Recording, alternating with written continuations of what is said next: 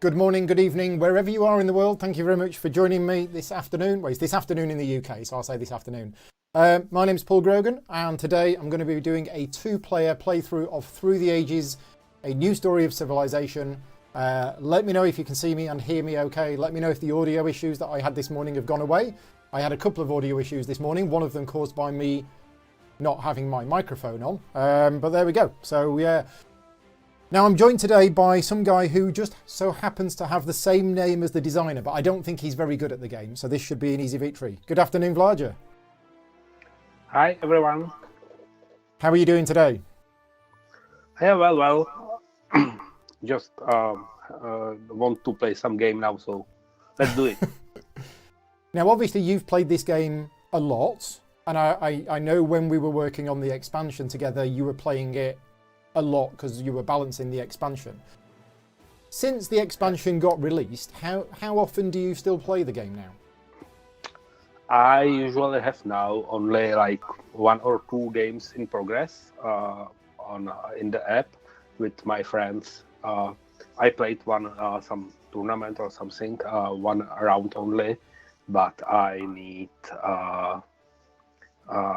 to do other things like develop games and so on. And I would say that I have played a lot. If not knowing what it means to play a lot. Now I know because I have access to statistics, and I don't play that much. Compared to players that really play a lot. Yeah, but you are. And I'm really glad that people are enjoying the game so much. So that's good. Yeah. But you are still playing the game then? You do have games on the go? Yeah. Yeah, I do too. I can't stay away from it. Right, let's jump in. If you can hear Vlad, you're okay, or his audio is okay, please let me know in the chat. I am keeping an eye on the Twitch chat as well, so I will be able to see, if you're watching this on Twitch, I will be able to see messages there, and I should be able to see messages on YouTube. So what we're going to do today is we're going to start an online game. Now, you can start an online game. You've got a number of options. You can play the original game as they appear in there. We can use the base game, which is updated versions of the cards. I would always recommend that one. If you have the expansion, you can play with just the expansion cards. What we're going to do today was going to do a random mix. So it's going to be randomly selecting cards from the base game and the expansion, mixing them all together. That's what we're going to do today. Then you have an option of tabletop or digital rules. Now, the digital rules have been introduced so that it improves the game when played asynchronously. But because we're playing live in person, we're going to select the tabletop rules today. If you have only ever played the digital rules, then you are going to see a couple of differences, particularly with the bidding. With the digital version of the game, when a territory comes up for bidding, everybody submits a blind bid effectively, and then the computer works out who won. With the tabletop rules, it will go round and round the table with bids increasing until one player wins. There's a couple of other differences as well. This is basically how much time each player has to do their turns. Doesn't really matter because we're going to be playing live. And then what you can do is you can select how many players you want in the game, and you can say whether you want to reserve the seat or not. If I didn't select this, somebody's going to jump in the game straight away. But if I select reserve, in fact, let's just name the game, because you can give the game a name. So Paul versus Vlaada. There we go. Random mix, tabletop, endless, auto start. And then what you do is you say reserve, and whom am I going to reserve it for? And you need to know what their name is. There's 3 Vladas in there, I assume it's that one. And if I now create the game, then Vlada, you should see that invitation at your end. I recommend, you should close the other slots also, but I will try to jump in before someone else does. Oh, did I forget to close the slot? Okay, right. Okay, so if I click start game, there we go. Right, okay, so we've started the game. I just realised I'm going to be playing this full screen on my machine, so I'm not going to see the YouTube chat here. So I'm just going to pull the YouTube chat up on my other screen.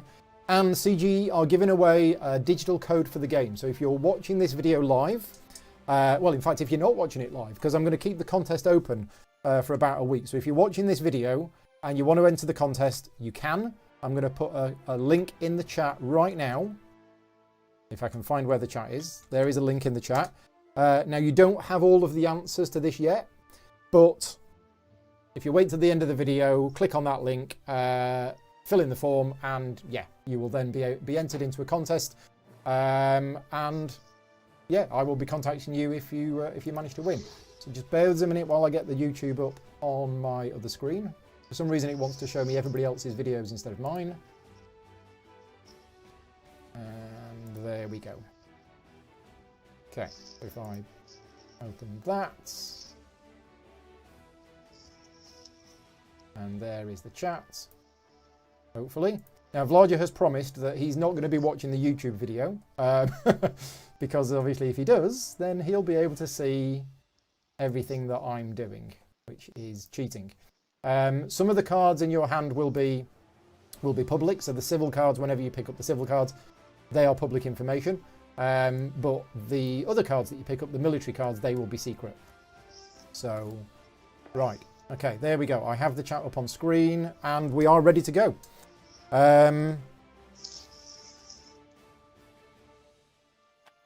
Right, and let's load the game. And we are off. Okay, so the cards have been loaded. They are the cards that have been chosen. Again, if you only know the base game, then you're going to see some new things in here, like the Colosseum. That is from the expansion, whereas the Pyramids is from the original game. Now, one of the things that I think is very important with this game is that you know what cards are in the game, so that you can actually form a strategy. And you can do that. If I was to click this button here, straight away, we can see exactly what cards have been chosen. So these are the 6 leaders that are going to be in this game for each age, and these are the 4 wonders that are going to be in this game for each age. And you can see that ahead of time. So for example, I'm looking, Napoleon is in the game. If Napoleon is in the game, that changes the way that I play the game, especially if it's more than 2 players. And you can also look at what the age 3 leaders are if you are having some grand strategy of which one you wanted to take. But there you go, it's all there. You don't know what order they're going to come out, but you can see where the cards are. So, Vlaada, I think I know what you're going to take. So if you ever played tutorial, you know that I suggest to take pyramids. So I will do it just for the fun of it. But now my problem with the game is that I really tried to make it balanced. So while other players are, when they see the arrow on the card, they have their favorite cards and cards that they think they are stronger or weaker. And for me, this is a bad state. If I would think that some card is better than other, I should not take it. I should change it. So it is not this way. So like balance it. So for me, the cards should be the same. But even me, I like some more than others, and civil actions are great. So I will take pyramids. Yeah. I mean, I remember when we started working on the expansion and we were rebalancing the wonders. The decision was the pyramids. Oh gosh, that's loud. The pyramid is balanced, and then we need to bring all of the other ones so that they're in line with the pyramid. Now, how do I turn off that notification? Because that is quite loud. In settings, there should be some settings. Yeah. Got it. Right. Yeah. So this is the interesting thing. I normally try to take a leader or a wonder on turn 1 of the game, but I think Engineering Genius is fantastic. I think Engineering Genius is a really good card to get started because it allows you to build that wonder early. So if I take Engineering Genius, that will be the only card I take, but it means I won't be able to take the Colosseum.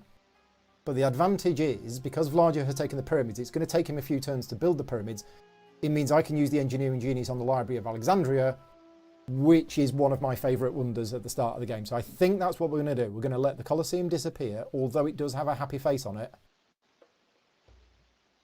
Oh. Do I take the Colosseum? Oh, this is tricky. You develop infantry and cavalry with science equal to their level. Never do good culture. But the fact is, how much does it cost to build the Colosseum? 213. So same as the pyramids. Pyramids are 321, but it's the same cost. Does give me the happy face. Okay, no, I'm going to stick with my original plan. Vlaada will tell me after the game if the decisions I'm making are good or not. But I'm going to take Engineering Genius as my first card. And there we go. Let's do my production.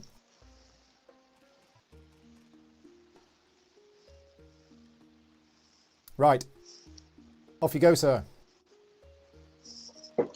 First proper Okay. round. Okay, so there are some leaders, and I should probably take one. So why not? Actually, I almost never play two-player games. So Right. maybe some cards are better for two-player games. I was checking it when developing the expansion, but I don't remember now. Right. So I will just take Confucius because he's here and it should be Yeah. balanced, and I should stick with my claim that everything should be balanced. Yeah, Confucius is an interesting one because a lot of the new leaders and wonders break the rules of the game. And Confucius, as you can see, it allows you to put non-event cards into the event deck. So yeah, it's one of the interesting ones. Yeah, so, and that's why I am taking him. Okay, and ending my turn, and now turning off this screen. I will see only chat because after this turn you will. Now I don't see the screen anymore, so you can draw your cards. Okay. So I don't see them. Right.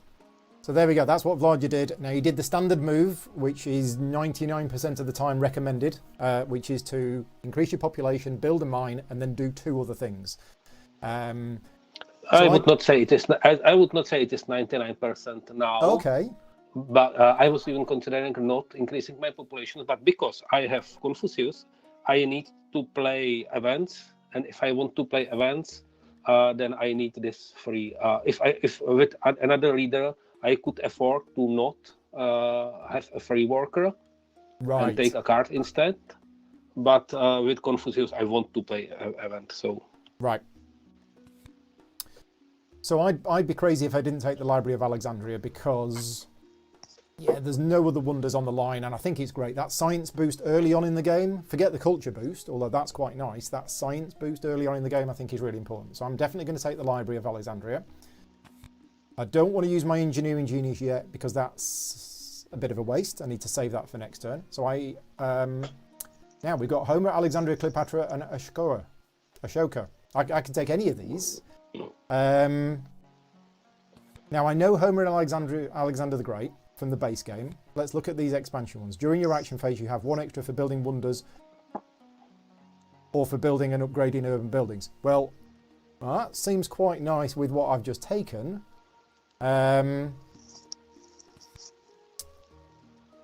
So maybe I don't. Right, let's just have a look at this, because another good thing about the game is that you can actually go through your turn, you can do things, and then you can change your mind. So now that I've got Cleopatra in play, I could actually build a stage for free. And again, I haven't increased my population and I haven't built a mine. So, okay, let's do it. Let's do the rare occasions where I don't build a mine. I've used that instead. Let's see what happens. Yeah, no corruption, so we're okay. And now I get to draw 2 military cards. So they are my military cards. And we've got some new ones. Now the new leader that's come out, this is a Czech leader, isn't it? I don't see him yet, but it is Žižka, it is Czech leader, yeah. Yeah. It is my favorite historical person, so I put it in the game. Put him in the game. You should read something about him. Yes. No, I did, because I've said before that a lot of my knowledge of real-world history comes from playing games, and I remember when starting to play this game, and certainly reading the effects of these cards, I was like, oh, that's an interesting effect. And then when you actually go and start reading about that leader, the effects of the cards in this game are thematically tied to what that leader was known for. Right, development of science, always a nice card to get early on. Right, so Vlaada has played a card into the event stack. We can see that here. We can see that the green player has put a card in. And because Vlaada is currently playing with Confucius, we don't know what that card is. It could be any kind of card. Now, interesting, you've taken an early government. That's one of the things that I'm bad at, is changing governments early. So I suspect you're going to have a revolution and change government early on. Right, okay, so back to me. I'm not going to play a political action. No political action from me. Right, so my action phase. So at this point, I think we are going to spend 2 actions and complete the wonder. Now, why is that costing 5? It should cost me... It costs 5, but you have 1 rock extra. Yeah. So it still costs 5. Oh, it still costs 5. But you have 4 rocks. So we're going to do that. We're going to use... well, then again, I've got Engineering Genius. I thought I took Engineering Genius. Oh, I clicked Engineering Genius. Oh, okay. So, oops. The chat is just telling me. You played Engineering Genius on your preview turn? I did. Yeah, that was a misclick. That was a really bad misclick. Yeah. Oh well. That's sad. That is sad. Yeah. Apologies for that. I obviously. Oh, right. I can still build it, so that's okay. Right, now I've got 2 I would warn you, but I don't see your screen anymore. No. It's fine. Obviously, hosting the stream, talking to you, playing the game, there's a lot going on, and I accidentally clicked it. So yeah, thank you for the chat for letting me know, but yeah.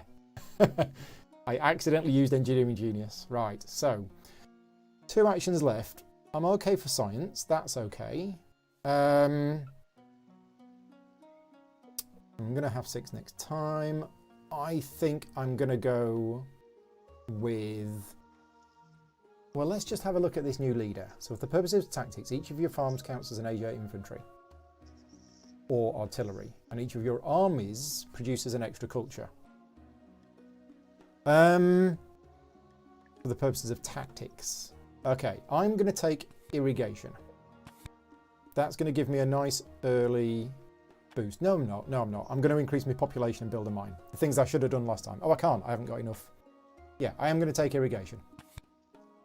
There you go. End turn. Now, I've done it right this time, haven't I? Yes. I've done it right.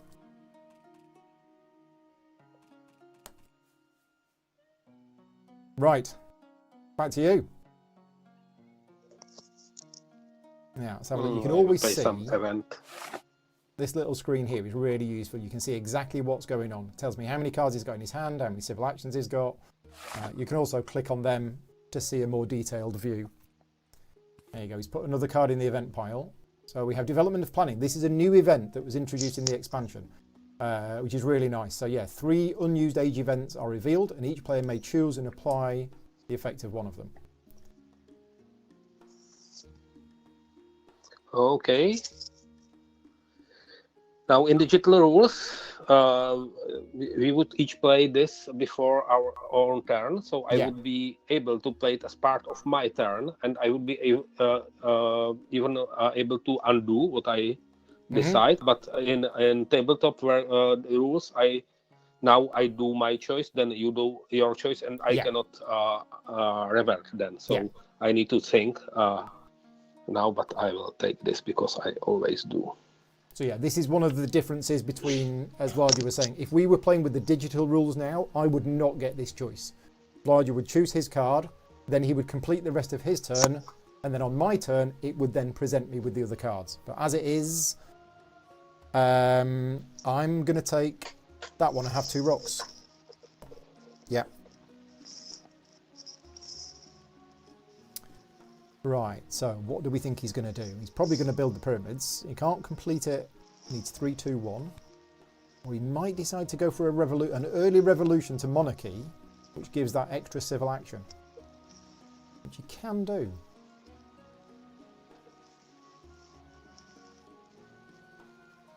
You like the early government change? If I would go for revolution now, I would have corruption because of the extra rocks. Okay. Oh, but you do have the 8 science. Yeah, I have even enough science. Yeah. That's Confucius. Right. Yes. Oh yeah. Whenever you prepare an event, and when Confucius leaves play, he gets science. So what Vlaada has been in, he's been preparing events, and that's been getting in the extra science. Yeah, having 8 science at this stage of the game is quite good.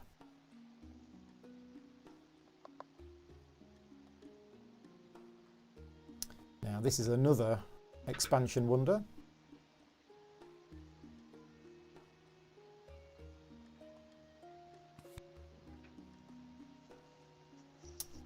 Now, I'm just going to turn the sound of the game up a little bit. Let me know in the chat if it is too much.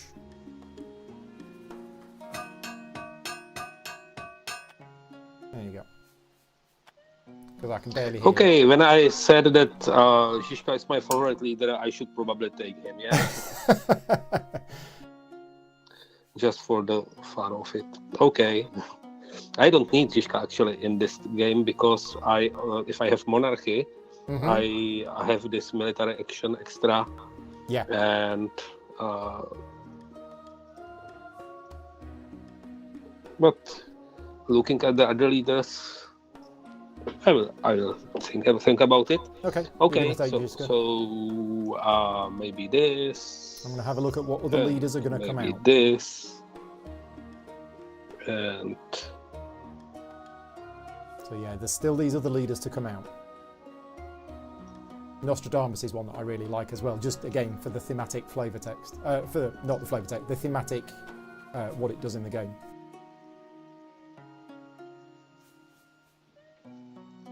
Okay.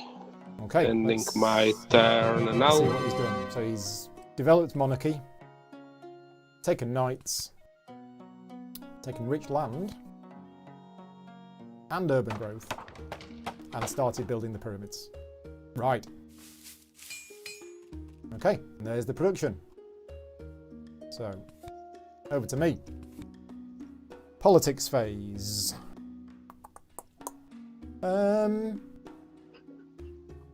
You've got to be very careful when playing this game. If you want to start putting events in the pile, at the moment, because the only events left in the deck are the A's, it's safe to play them.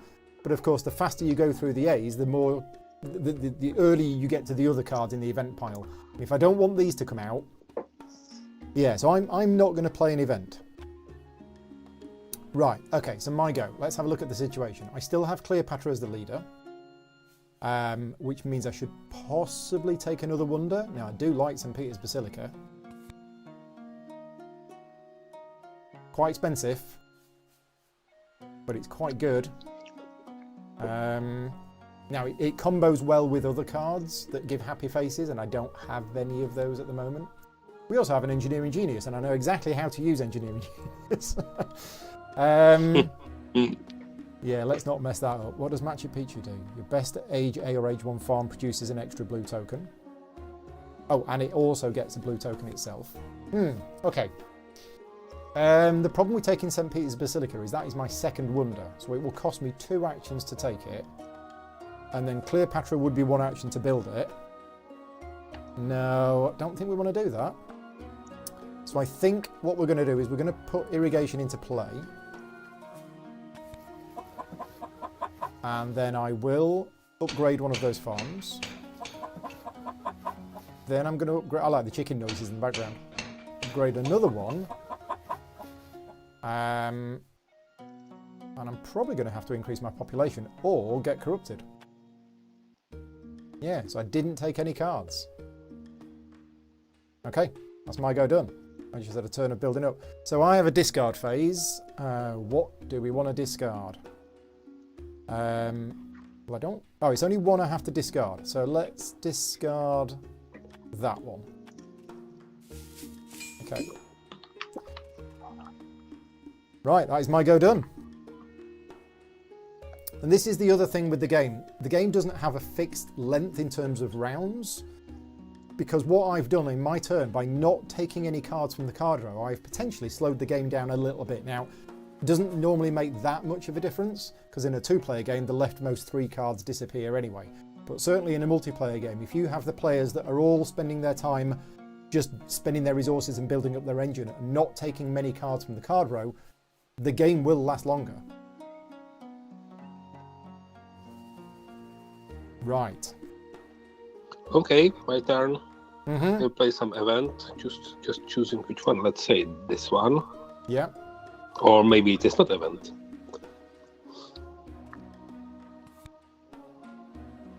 Okay, development of warfare. So we all get a free warrior unit. I made something wrong here.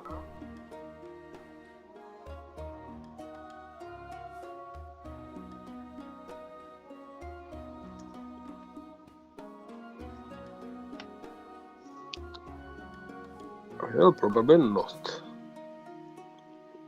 Not You're going to say no use to the this free warrior. opportunity because I would then have problem with happy faces. Yeah. I'm missing one food for population increasing, so I will probably pass on this one. Yeah, I thought you might. So now I get the option, and because I have plenty of food and plenty of... I've got spare people, I am going to have a free warrior. There you go.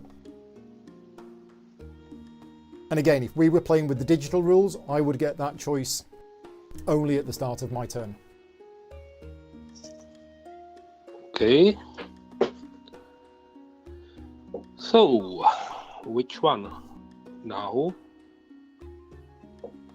Well, I assume you're going to finish building the pyramids.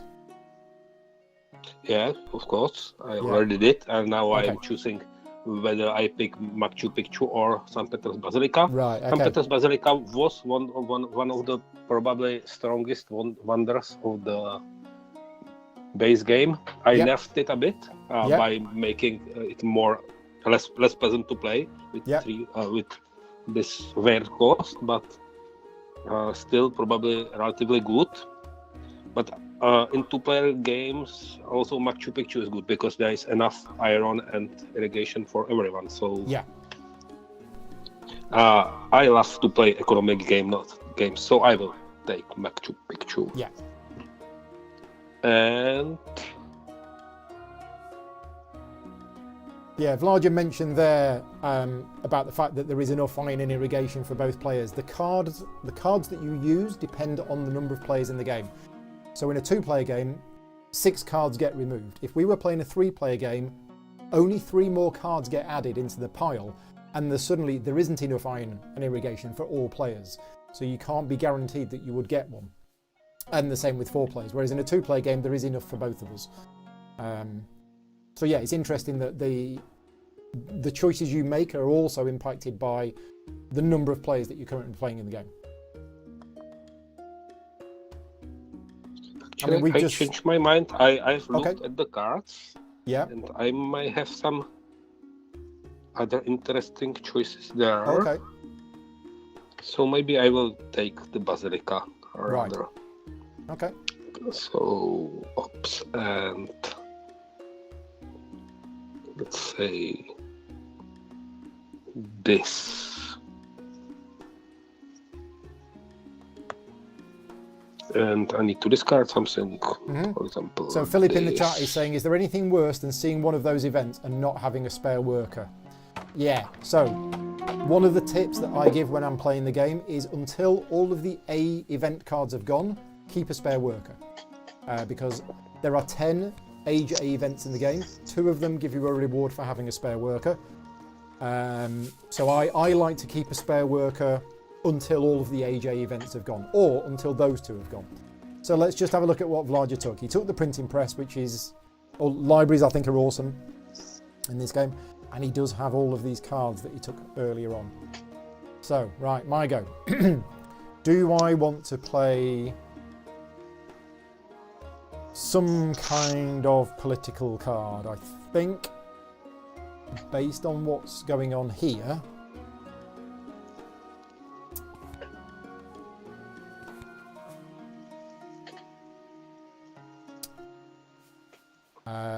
and that's out.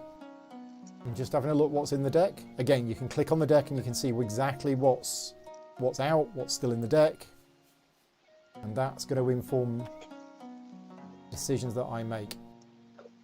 I kind of want this. I think I'll be able to get that next time. So, yeah, it's the economy that's keeping me back. So I think I am going to play this one. Yeah. Let's put that down. Right, let's see what the event is. Ah, it's a free temple. So, do I want a free temple? I think I do. Yeah. Now, Vlaada didn't have any spare workers. So he didn't get a free temple. I already built my temple too. You already built your temple, yeah. Now, that initial temple is really important because that happy face. You need that initial happy face near the start of the game. Now, I like to get that happy face from other places, but that's fine. Now that I've got a free happy face, we're all good. So I'm going to increase my population, and I'm going to build a mine because I need to get my resources up. I'm also worried that one of these event cards is going to be rats, so I think I might increase my population again, and then we're left with one civil action. So let's have a look at the situation. Do we want to take? Bearing in mind, I think I know what card I'm going to take next time. So I think I might want to take this. It's either that or this, because this is awesome. But no, I think I'm going to take this one. Yeah, I'm going to take Rich Land over Alchemy, which is an unusual choice, but I'm going to do it. Now, military cards.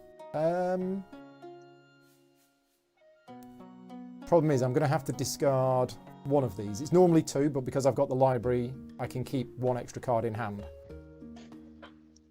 No, I don't want to play any cards, which means I have to discard one, so I'm going to discard... I'm going to discard that. Oh. No, I'm going to discard that one. Okay. This game is full of micro decisions, and every little decision you make can have a big impact, and it will take you many, many, many games over a long period of time to realise and to learn those decisions. And it's not the same decision every time you play. I think that's one of the most replayable things about this game, is that every time you're making one of those micro decisions, you have to look at the board, you have to look at what's going on, you have to look at what the other players got, and all of those factors contribute to what you decide to do. Right then, 14 cards left for Mage 1. Is Vlaada going to play an event? Yes, he is. Right, so we now see the first event that was played. And now we have bidding. So, inhabit territory, Vlaada bids first. Now, in the digital game, we would all make a secret bid, and then the computer would work out who's won. But in the tabletop rules, Vlaada's going to bid first, and then it'll go to me. So, to not make it easy for you, you're going to bid one. Start directly at 2. Okay. Oh, you bid 2? Yeah. Oh, so that means you've got a defense card in hand, and that means you're going to get that. Now, I don't really want to bid 3 for this, but I just need to have a look. And this is another good thing about the app. You can minimize it and have a look around. And I can now see exactly what impact that is going to have. He's going to get two yellow things in the bank and a free population upgrade. Now, he could get a population upgrade anyway, but that's going to be a free population. But he's probably going to build one of them back into a military. Oh, this... Right. I'm going to say... No. So, Vlaada wins the colony. Okay, so I need to send my guy and... So he sent one infantry and the defense card. There you go. Okay. Yeah, that was a... I think I made the right decision. What would you have done in the chat? Would you have bid more?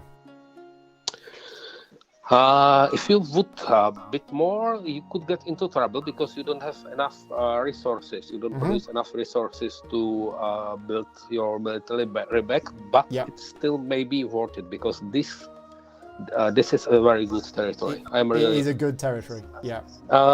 If when like thinking what you will do, I was hoping you will not bid more. Right. Okay. I believe because it cost me only one worker, only one.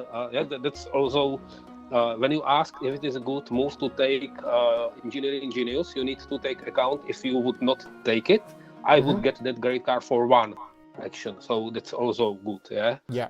To take, especially in two-player games. So. I think that you spending 3 on the territory, both your soldiers on the territory, would be a bit better than for you than if I get it for 1. Right. Yeah, that's it. That's the point for in my opinion.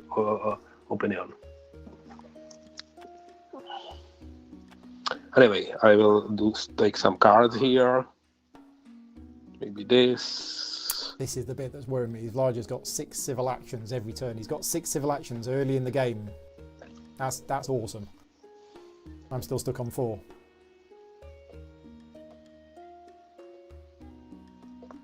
I will probably take this, and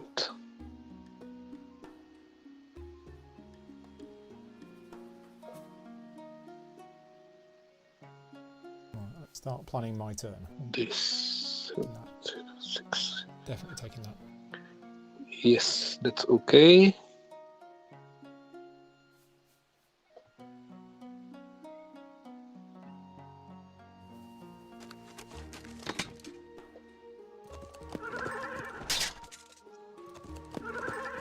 Oh, I'm not seeing what you're doing. Here we go. All right, here we go. So suddenly, Confucius has gone all military. Yeah, build the knights, got the tactics. Now that's a worrying difference. A difference of 3 is a little bit of a worry. So it means now if I was to play an event card, that comes out. Might be bad, but I think I'm going to risk it. Let's see what comes out. Oh! It's another territory. Yes. Now, what's your opinion on this territory? Because it's not great, is it? It's not great, but I No. put it there because I get science for every card I put there, and it's interesting if it appears. Yeah. It's certainly one of the weaker territories for Mage 1, but it's not completely useless because it's that initial happy face, which can be really useful. It's more useful if the Fairy Temple doesn't appear. Yeah. Yeah. But if I pass, do I want Vlada to get it for 1? That's the thing. So I think what I'm going to do...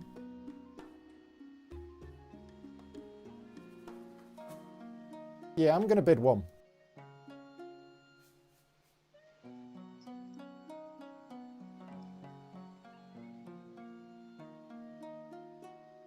Let's see what he does. Let's see if he lets me have it for 1. I got it. Right. So yeah, we're going to colonise with that. Now, that's good in terms of I now have 2 happy faces. So that's the happy faces sorted for quite a while. The downside is I've just lost a soldier, which means the difference now in strength is 4. And this is something you need to be very, very aware of, because this is a difference of 4. You can only play a number of cards in defence equal to the number of military actions you've got, which is 2. So basically, if Vlada was to attack me now with an aggression card, I would need 2 defence cards in hand. There are only 6 defence cards in each deck. We've seen one already because Vlada used it. So it's all about playing the odds. Vlada is, if he's thinking of attacking me, he'll be thinking, does Paul have 2 defence cards? Right, so my turn. Well, I'm definitely taking the university because that was part of the plan, but that is 2 civil actions. And I definitely want to build a stage of the wonder because that's efficient. But then that only leaves me 1 resource. So that means I then wouldn't be able to build that up. Oh!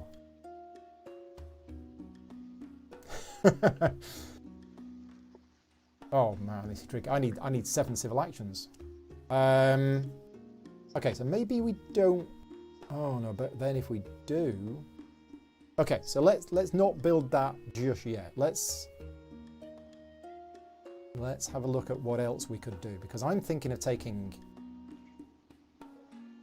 this and also this. So that goes there. That's a military action. So I can... Yeah, let's hang fire on that wonder for now. Let's bring Genghis into play and let's play it. Because now what I can do is... The difference is now 3. So I'm safe in terms of... Although he doesn't know that I'm safe. All I need, if the difference is 3... I know you are safe, because if not having any defense in your hand, you would not hesitate so long with the Exactly, with the territory. Yeah, so he knows I've got at least 1 defense in hand, so therefore I am safe, because you can always throw any other card away for 1 defense. But what do we want to do here? I think...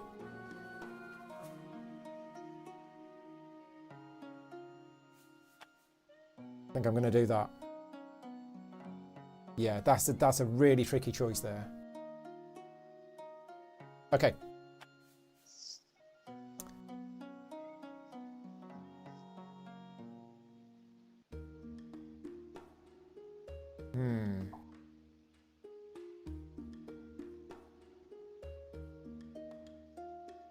Yeah, we're okay.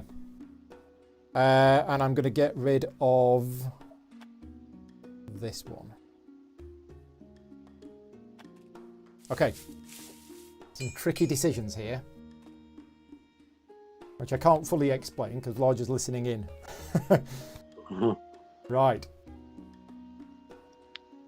Okay. Okay. Are we going to have yet another event? See, out of these 2 cards, I know what one of them is because I put it in there. I don't know what the other one is. Sorry. This is my one. Well, that was yours. It's a bit risky with Confucius to put this card in the. It was very risky. But that's why I played the early monarchy. Yeah. To spend my science. Nice.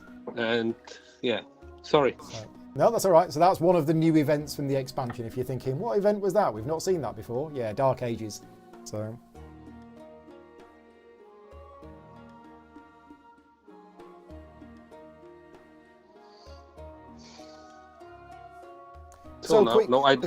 just a quick question about the events from the expansion. Did you have ideas for these a long time before you did the expansion?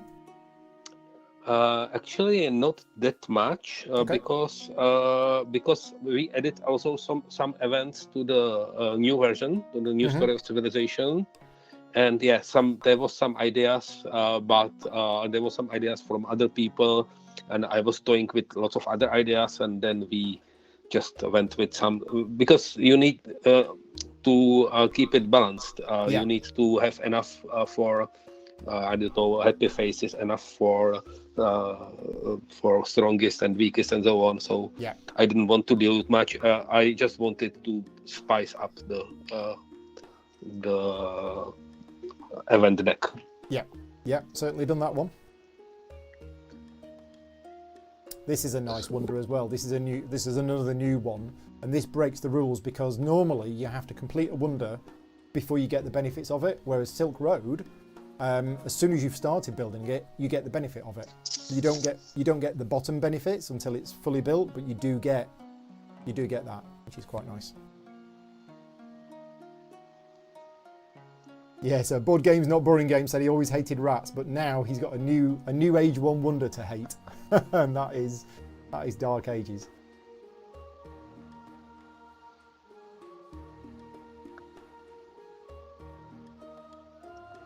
I'll probably do something that I was not planning, but there's The end of the age is very close. Yeah.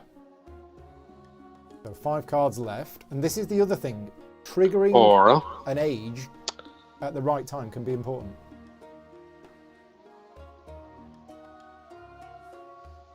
this would be nasty.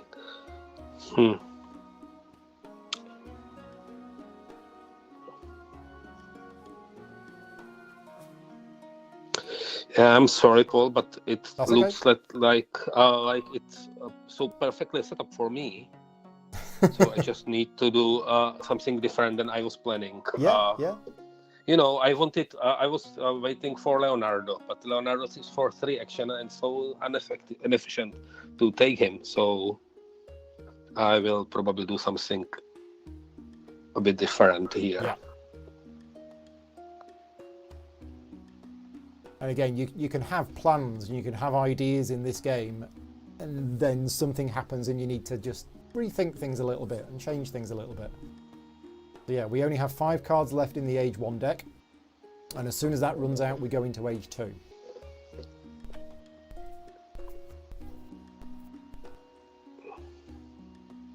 At least you will have some use for your bonus from Genghis Khan. Yes. Okay, so let's finish. I'll change this last move to this, and let's finish my turn. Okay, so you've developed irrigation, taken Frederick Barbarossa, very good. So Confucius has left play, he's retired. Yeah, and Barbarossa is great because it allows you for one action to increase your population and build a military unit. Code of Laws. I remember we had a long discussion about Code of Laws when we were working on the expansion, and I persuaded you to drop the cost down from 6 to 5 because I felt it was a bit overpriced at 6, and you did, and then it suddenly became totally overpowered. It's like, so yeah, it went back to 6. Right. We're in Age 2. And I like it that the background music has changed. Now this is a worry because Vlada's strength is now 10 and mine is 2. So that is a little bit of a worry. Do I want to play an event card based on the fact that I know what the next event is?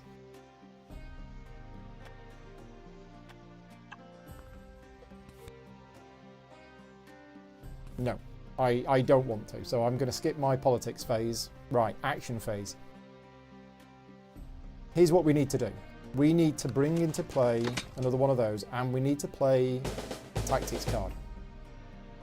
So this tactics card is interesting because it needs 3 cavalry units for it to work, but the special ability of Genghis is that 1 or more of my infantry units can be considered to be cavalry for the purposes of tactics. So suddenly I am within 3, which, as we know right now, is safe, in quotes, safe. Right, so that's the essentials done. What am I now going to do with the rest of my stuff? We could take Theocracy and we could switch to Theocracy. We could do that. That would be where my science has gone, but I think that's what we want to do. I'm going to take Theocracy and I'm going to play it.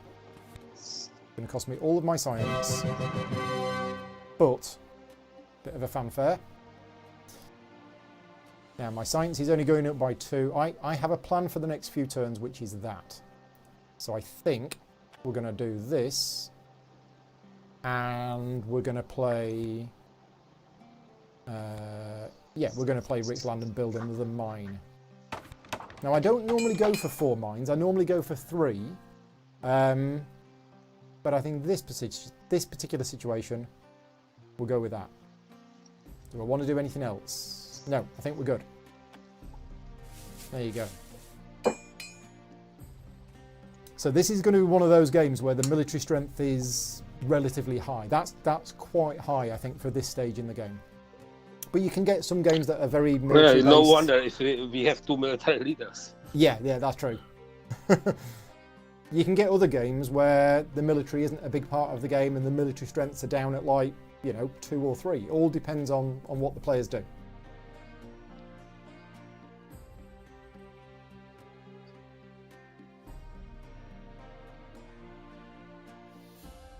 So Michael's in the chat saying he expects 5-second turns. Not quite. Not quite. Yeah, we're still thinking about our turns, but we're also explaining a little bit about some of the choices that we make and why we're making them. Let's have a look at the culture situation. See, so I'm on 17 culture and generating 3 every turn. Vlaada's only on 7 culture and generating 1. Right now, I would say that's irrelevant. Culture at this stage in the game, 10-point difference is nothing. So yeah, it's not really something that I look at this stage. He says, having just looked at it. Now let's have a look at the events as well. So Vlaada put that one in and that one. I put this one in and this one. Oh, we can have a look at the H2 cards as well. Lots of new leaders. Noble, Breezer, Darwin, and Gaudi. Didn't Gaudi get released as a leader for the original version of the game in this Spanish expansion set? Not sure. No, that was Sagrada Familia, his famous work, not Gaudi himself. Right. I believe. Okay. But not completely sure at this moment. Yeah, I remember La Sagrada Familia. That was definitely a wonder in the Spanish expansion.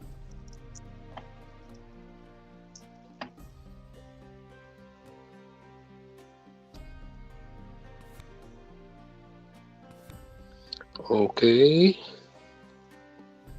I've got him thinking.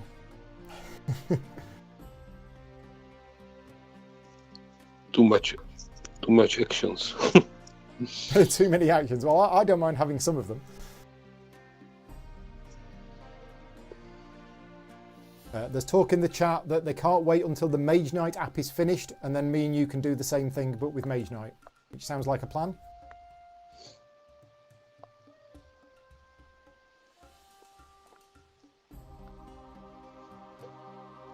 See how good change it was with the St. Peter's Basilica. It's really much harder now. With it. So yeah, let's do it this way.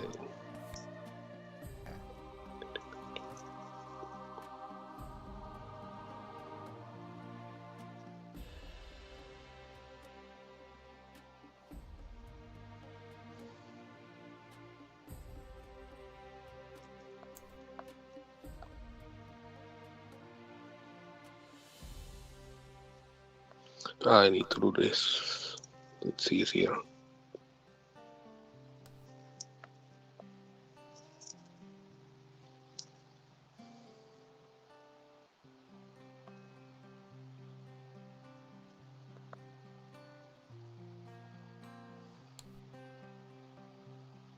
You'll see. Okay. Let's see what you're doing.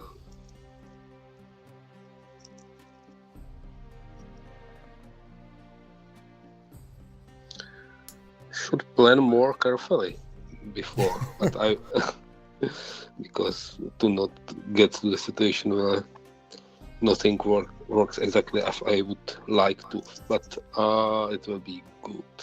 This is the other benefit of playing asynchronously. So I don't play live games of this. Obviously, I am doing now for the stream, but normally I play asynchronous. And what I do is I get a notification that it's my turn, and I have a look at it, and I have a think about it, and sometimes I will do my turn and I'll undo it, and then I think, no, I just need a bit more time, and I go away and I do some house jobs or I do some rulebook work, and then I will come back to it later, and I'll have another think about it. When you're playing asynchronously, you can do that. Obviously, we're playing live, we can't do that now, but it's the kind of game where sometimes I just need a bit longer to think about things in my head. So yeah, go away, come back to it, then make a decision. And this looks like it's one of those moments. Yeah. It is. I need to do the thing that I didn't want to do, but I will do it. Like this. this, and perhaps.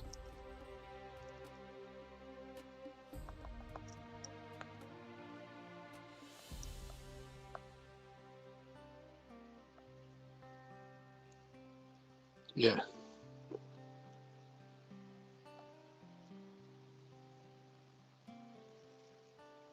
Okay. There we go. So, Alchemy is an awesome card because getting your science upgraded early is good. Took Swordsman. Breakthrough is awesome. Again, science boost. So I'm expecting that Swordsman to come out and then the military is going to be going up even more. So, my political phase. Based on that, and that, I'm going to put this card in. And again, this is really nice. The text here, it's basically telling me, oh, just so you know, this card is coming up next. You know that because you put it in there. There's a lot of these little tips in the game. So, yep, I'm going to put that one in there. Okay, so we have another territory that's come out. Now, this territory has been changed from the original version of the game by it costing this. It's a really, really good territory, which is why it now has this minus blue cube on it, which it didn't used to have in the original version. So I need to make sure, if I do bid, that I can build my military back up, which is that, and that. So I think I can bid. Right, I'm going to start off with a bid of 2. Now, I think he's going to bid more. I think Vlaada's going to bid more than 2. But we'll see. We'll see what he's got in his hand. He's probably got a defence card. He can probably afford to bid 3, maybe even 4. What's he done? He's bid 5. Yeah, so, yeah, that's yours for 5. You definitely outbid me on that. Okay, right, let's see what you're sending. So you sent a knight and a warrior. Oh, and because it was an army, you get the defense, you get the tactics bonus as well. Right, so didn't use any defense cards in that. Easy. Right, and now what's happened is all of those cards have been shuffled in. So we now have 4 new cards in the event pile, which is 3 1s, and the 2 will go at the bottom. And we know what the 2 is because I put it there, and we know what the 1 is, but we don't know the order in which those 3 are going to come out. Right then, so my go. I've got my 4 civil actions and my 3 military actions. The military strength is looking a bit better now, but Vlaada is going to build that back up. Cartography is a great card, but 3 territories have already gone. Are there going to be any more territories? Who knows? Masonry is awesome, and there's only 1 masonry in the game. No matter how many players in the game, there is only 1 masonry. So now I can't play masonry this turn, but I could play it next turn. Sorry, I can play it this turn, but I can't use it to build. Sorry, no, I can't play it this turn. Yeah, because I don't have the science, but I could take it. I take that, and then I play that next turn and use it next turn. As long as I've got 6 resources next turn, that's fine. And I'm actually going to have, at the moment, I'm going to have 10. So I think what we need to do is I need to increase my population. And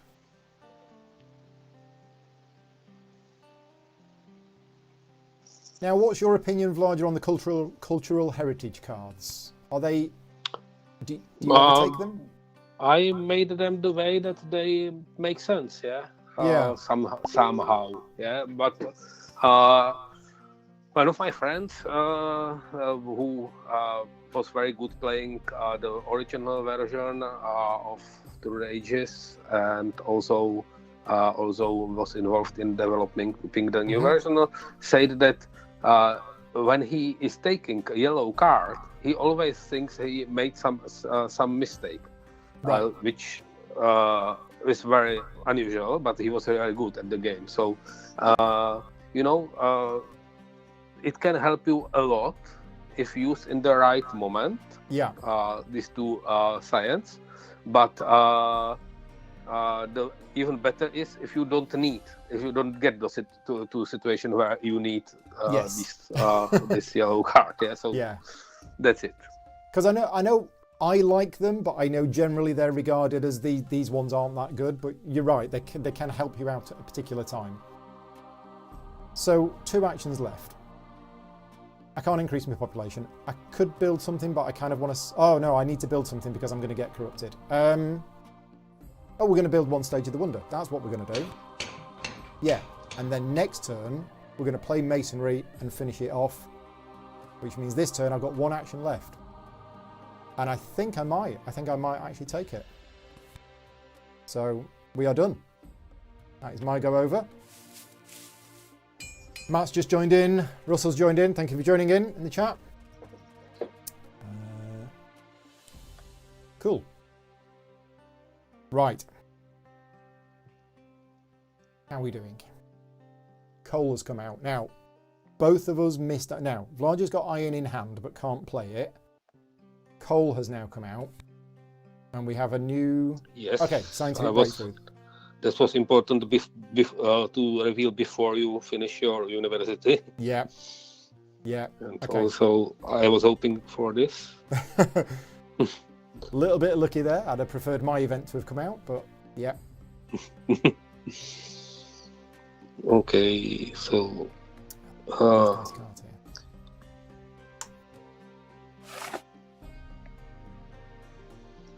You know, one of the advantages of Barbarossa is you can colonize and then build back. Yeah. Oh yeah, he's an awesome leader. But you use the best use of Barbarossa is to use him only few turns. So I probably switch leader now. Yeah. And then it's not. And I originally was thinking about Darwin, which is one of my favorites. Yeah. That's why I was taking printing press and so on. But then, and even seeding the happy colony, the colony with happy face because of this. Right. But okay. I don't have it in the end. I don't have arenas, so that's bad news for you. I will not take Darwin. Yeah. It's interesting though that because you knew Darwin was in the game, you were thinking ahead right at the start and thinking, "Oh, I'm going to take Darwin," which is why you put that historic territory, or it was one of the reasons you put historic territory into the deck. So. If it appeared in my turn, I would probably won it, and then with the Basilica I have prepared, I could be really happy for a long time. Yeah. Even without arenas. Yeah. But I didn't get the territory, so I will not take Darwin. Yeah. And I'm not going to get Darwin because it's one of the cards that's going to disappear.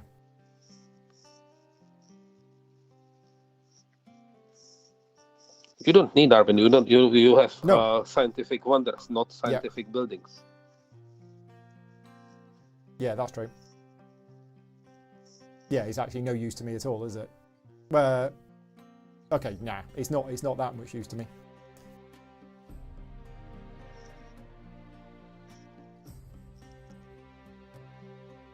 So yeah, I know what I'm doing on my turn. Well, I know half of what I'm doing on my turn.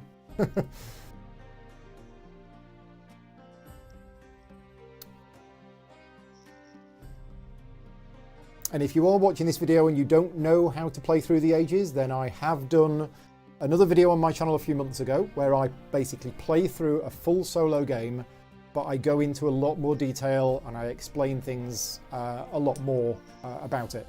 But the tutorial in the game is fantastic. The tutorial in the game will basically teach you how to play the game by talking you through all of the steps. So if you are a bit daunted by the fact that this is a really complex game, it is, but with the tutorial and the videos, you should be fine. You should be fine.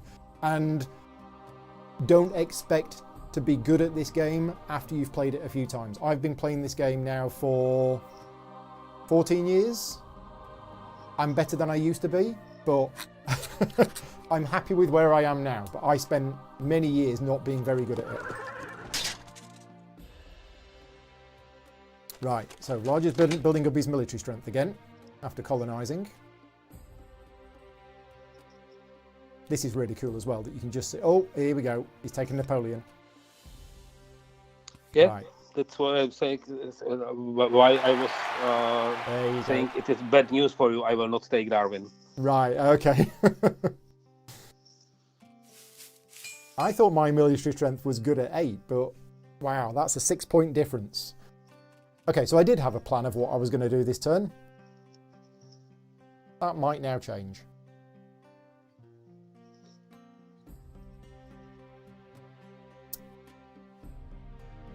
Right, okay, let's have a look at the deck again.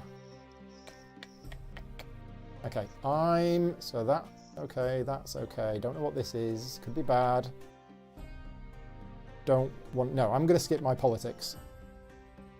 Again, as Vlada's listening, I can't go into my full reasons why, but I'm going to skip my politics first. Right, so my go. I am going to do it. I am going to play Masonry for 3 science. That allows me, as one action, I can complete 2 stages of the wonder. There you go. So that's my science now in a good position. My culture's looking okay as well. You know, that's not too bad. But 2 actions left. It's going to have to be coal, and this has actually worked out quite nicely because coal costs 7 science to play. I've currently got 3, and I'm generating 4. The problem is, it's going to cost me 6 resources to upgrade from bronze to coal, because the cost of coal is 8, the cost of bronze is 2, and I don't have 6. So I'm going to take coal, and I'm going to take reserves. And that means next round, I will be able to upgrade one of my bronze mines into coal. The problem is, me spending all of this time and effort building up my economy, I might get hit. Napoleon might decide to come and say hello.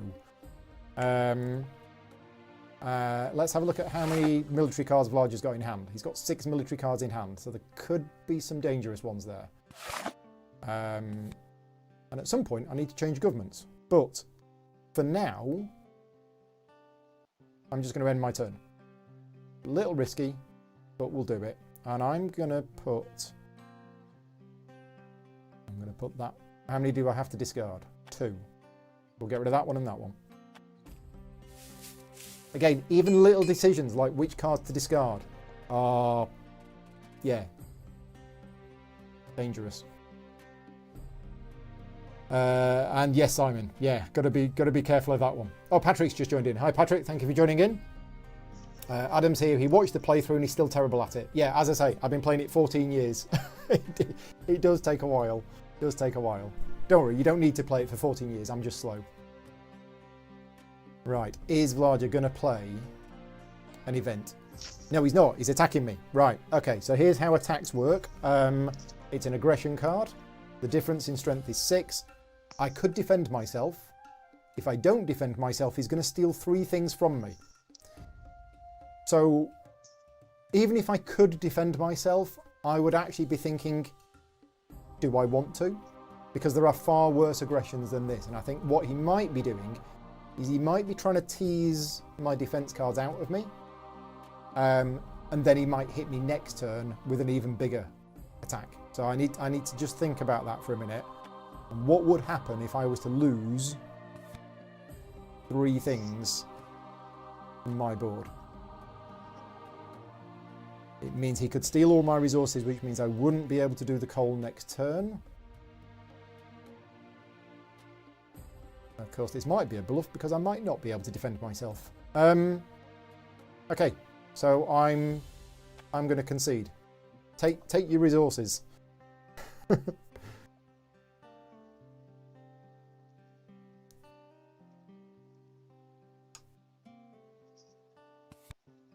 And again, Vlada in this position, obviously he's aware of what I'm doing. He's probably thinking, so he's basically stealing 3 things, a combination of resources or food. He probably knows how many resources I need to do the coal. So I've got 5. He knows I've got a reserve card in hand that's going to get me 3. That's going to be 8. So if he does steal 3 resources, he knows that I won't be able to build a coal mine next turn. But he might want the food. I don't think he wants the food. You want to stop me building the coal mine, don't you?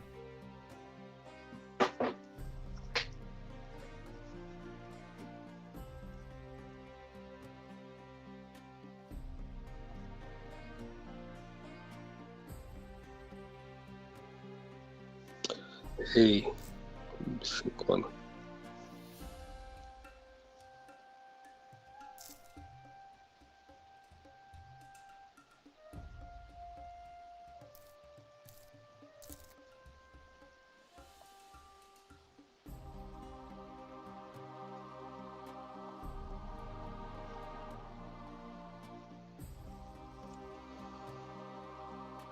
Okay, I'll take this. Okay.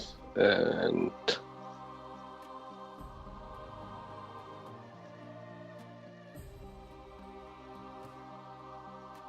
it's just stupid, but I'll do. The other downside of having a low military strength when you're playing Genghis Khan is that Genghis is another special ability of Genghis Khan is that at the end of your turn, if you happen to have the highest strength, you get 3 culture. Or sorry, I think in a 2-player game, yeah, if you're stronger than your opponent, then you get 3 culture. So by being behind on military strength, I'm losing out on a lot of bonus culture every round.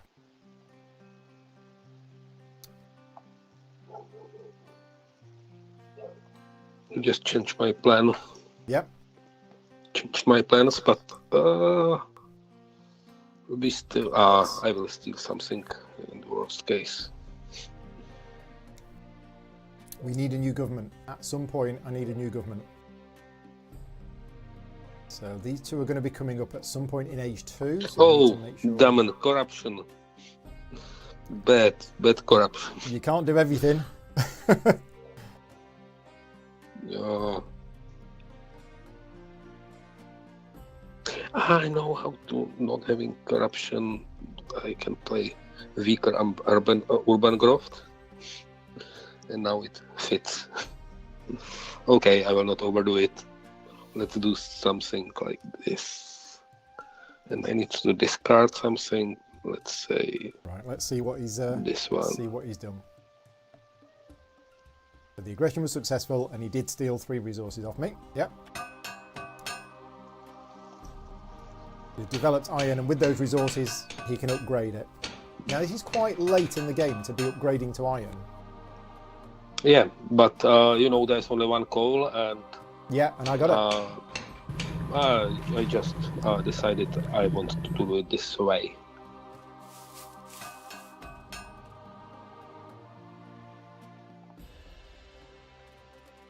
Right, here we go.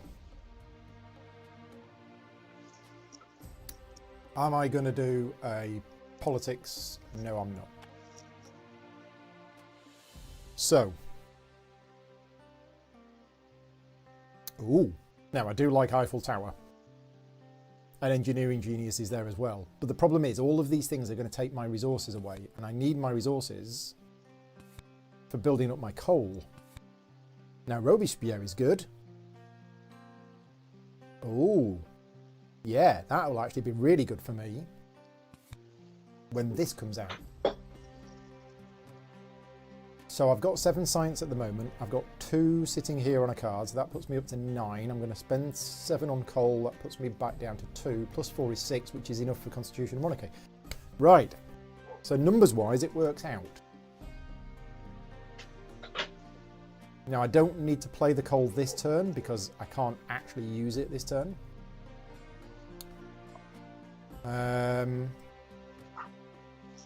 Wow. So. Now we could take... No, we can't. If I take Robespierre... Yeah, the problem is I'm suddenly... Yeah. If I was to replace Genghis Khan with Robespierre, I'm going to lose Genghis's ability, which means all of a sudden I lose 4 strength and I go back down. I go to 4. And that's not good. He's really not good. So I don't think I can afford... So whilst that's nice, I don't think I can afford to do that. No. That would be very bad. That's not going to help me. Got me in a tricky situation here. Have a look at the chat. See what the chat's saying. I should have defended.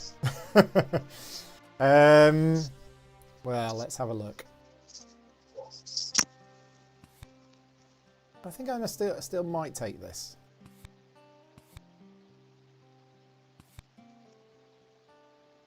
Although that's going to cost 3 to take. Oh yeah, because I've got those 2 wonders.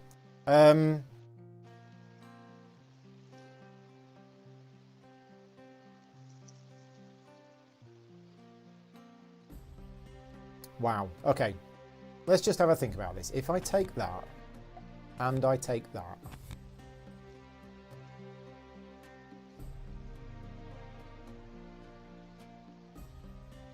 and just leave it at that. Do I just leave it at that?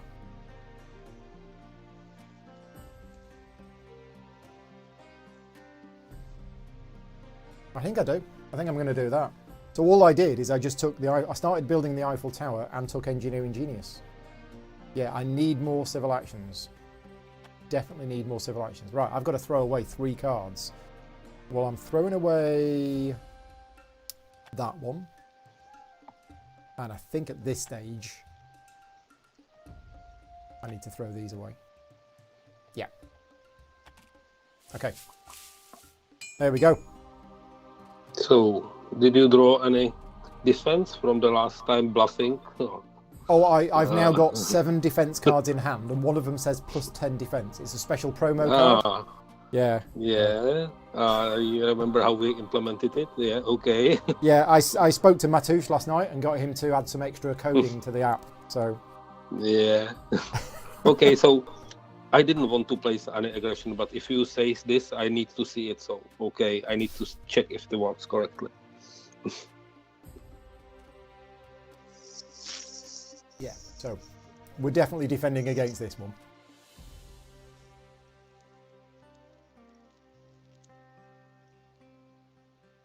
There you go. So when you're defending, all you need to do is equal. But I do not want 2 of my buildings destroyed. So there you go.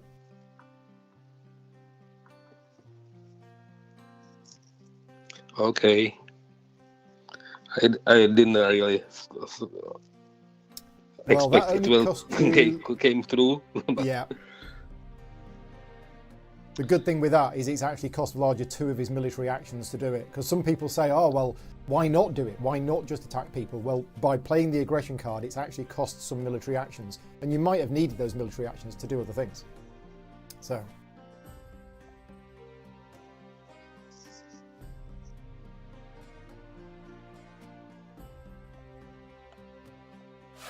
Check that I'm still winning. Still winning. For now. Yeah. You are, and you will be for a long time. Yeah, maybe even to the end. We will see. We will see. It's a case of trying to weather the storm.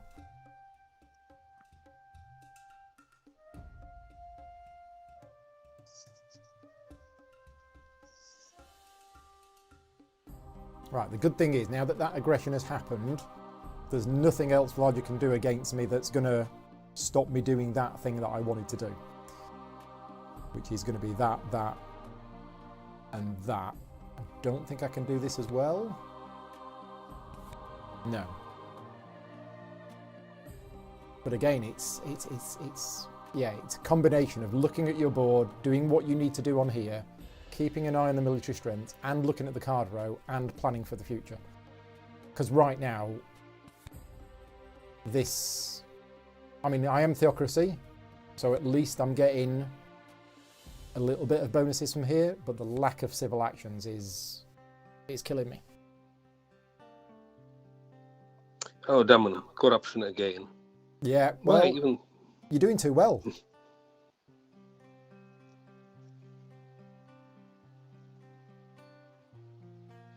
I cannot spend this, so I need to do this, which is weird, but I need to. The thing is, the corruption that you had last turn was because you stole those resources from me. So I have. I no didn't sort have of- corruption. I never do. Okay, let's do this. No, let's do. I see.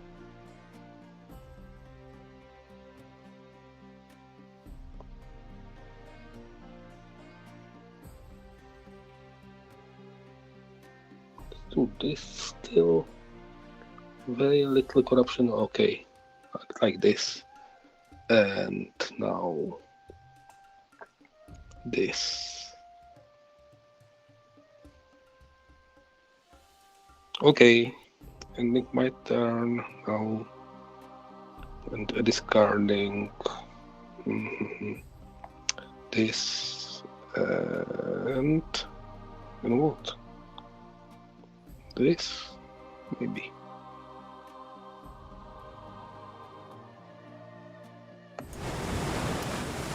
Right. Navigation for 6. Efficient upgrade on a mine. Some more population. And take justice system. Interesting that you took justice system. Because upgrading from Code of Laws to justice system for me never seems worth it. Who says I will play it? Oh, okay. I have lots of civil actions and lots of space in my hand, so Right. I can take a card for one that would stay there, just to make sure you don't get it. Right. Okay. Yeah. Right. So my go. Politics. Yeah, let's skip the politics. So the thing you need to be aware of now is that I defended last time. The difference in strength is now 8. So what are the chances that I'm going to be able to defend if Vlaada plays another aggression card? We will see. But I have to do this. We have to play coal. We have to upgrade one of those. So that's boosted the economy. The economy is now generating 6 resources a turn, which I like. Let's just have a look at Vlaada's. It's generating 6 as well. Now I could...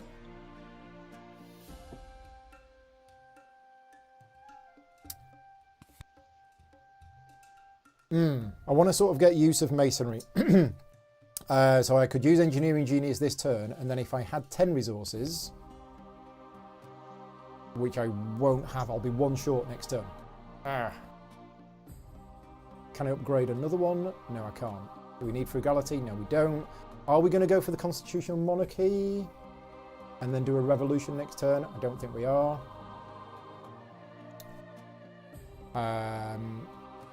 Genghis is going to die soon. So this is the other problem. At the end of age 2, Genghis Khan is going to die and my military strength is going to shoot down, and then I'm going to be in real trouble. So we need an alternative. And that's not looking good right now with what's out here. Let's have a look at Alfred Noble. So when you replace Noble, you do not get the civil action back. Instead, from then on, any civilization scores 4 culture at the end of any turn during which it developed 2 or more technologies, and it's got 2 military strength and 2 science a turn. So that's pretty awesome. What does Maria Theresa do?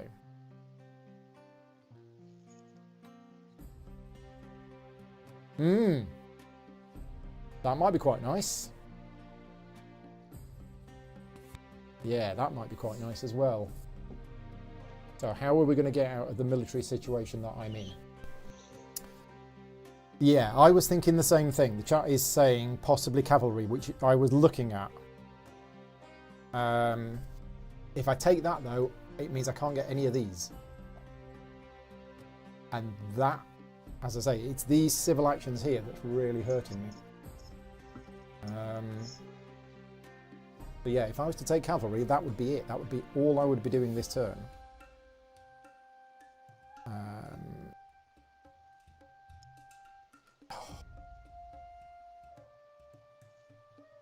How many aggressions has Vlaada got in his hand? He's probably got lots. And then the wars come out, and then the other things come out. Yeah, you can't get too far behind on military. It's just part of the game.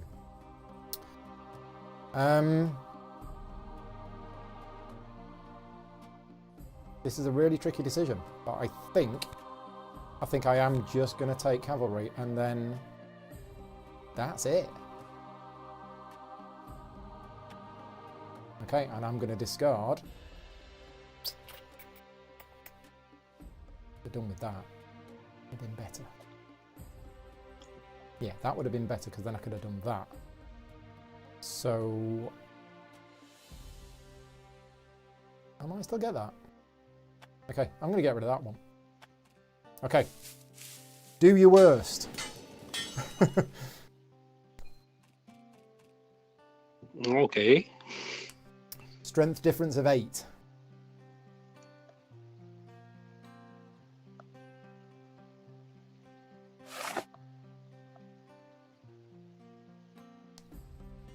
And somebody in the chat is saying, who's winning? Well, technically, I'm winning. I'm on 37 culture, Vlada's on 13. But if you know the game, you know that that doesn't actually mean anything at this stage. It's all about all of the other stuff that's going on.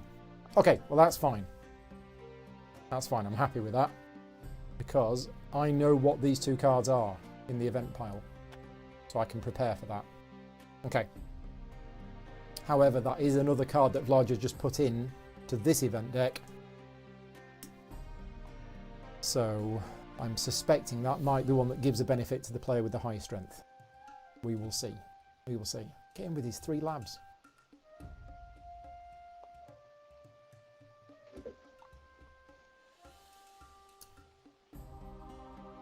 Happy Faces is your only drawback at the moment, or your only issue at the moment. And you can easily get another one of them.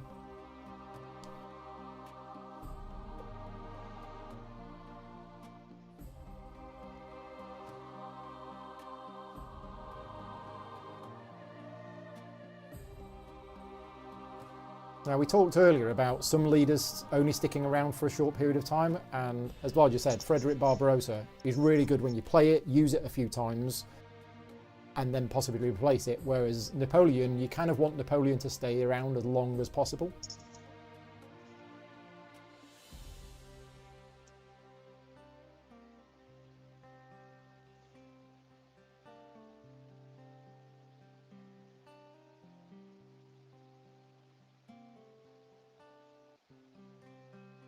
I can hear the cogs turning in your brain from here.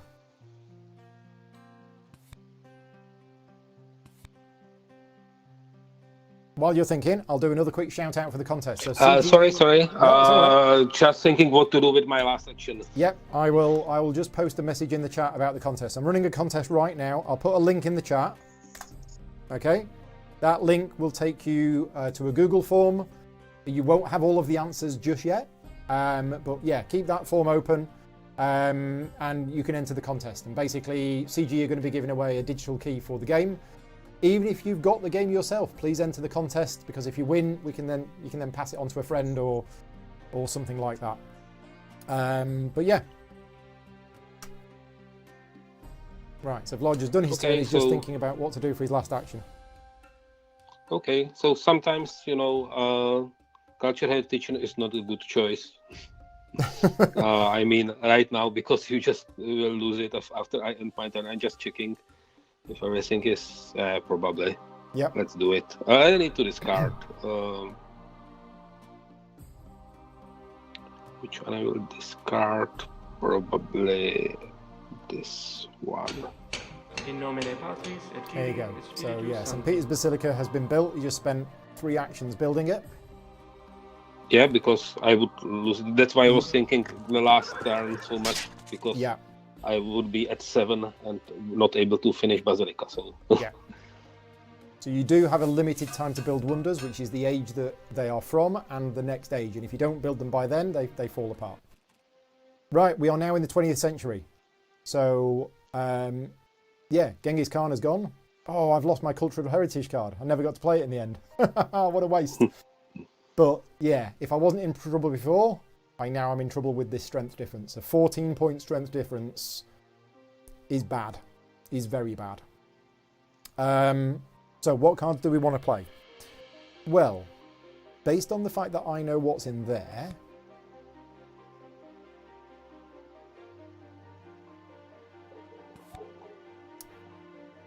let me just have a look at this. Actually, that's probably not going to benefit me. No.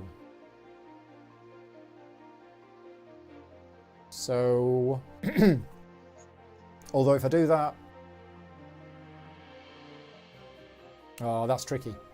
That is tricky. I can't explain completely what I'm thinking here. But I really like playing this card, but I think Vlaada would get more of an advantage out of that card than I would. So I think I'm going to skip my politics. Right, okay, so what we're going to do. What are we going to do here? We have Alfred Noble.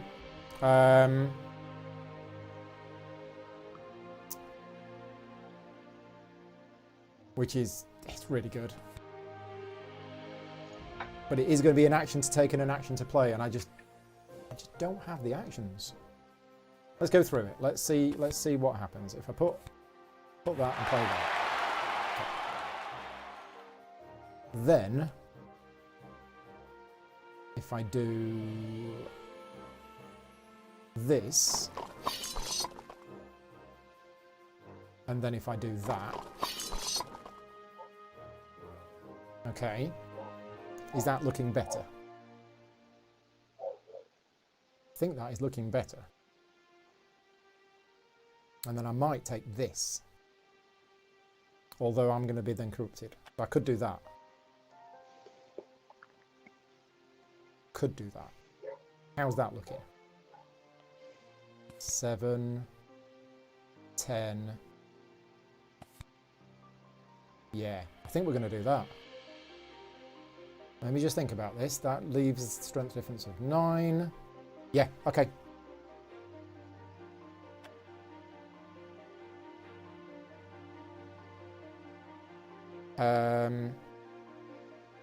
Okay, interesting. Need to have a look at this because I can adopt another tactic. I could adopt that one. If I do, my strength will go up by 2, but that will cost me my 2 military actions. So my strength would then be 11, but I wouldn't have any military actions left, which means I wouldn't draw any more cards.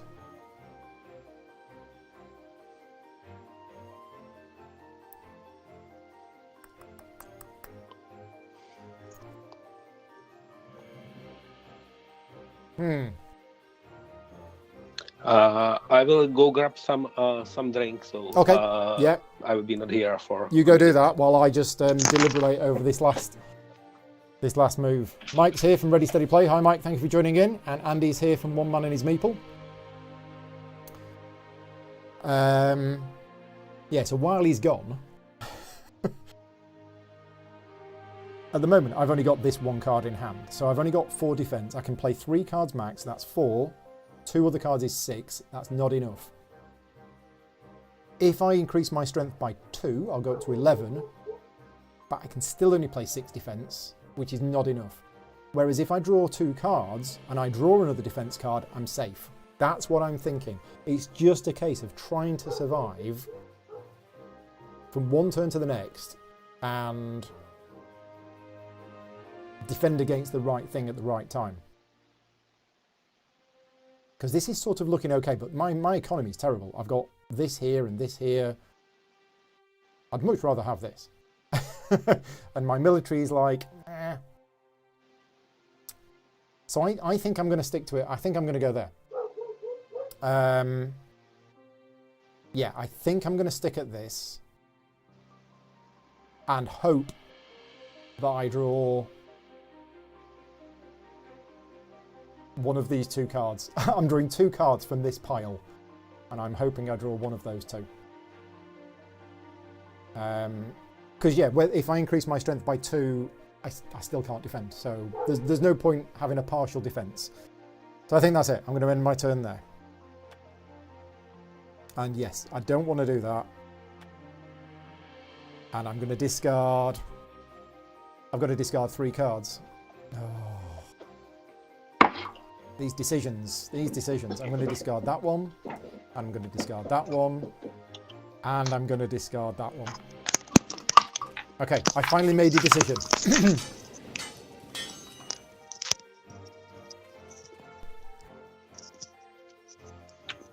Right. If you are back, it is your go. Chrissy says, this is the agonising decisions hate and spend ages thinking over. Yes.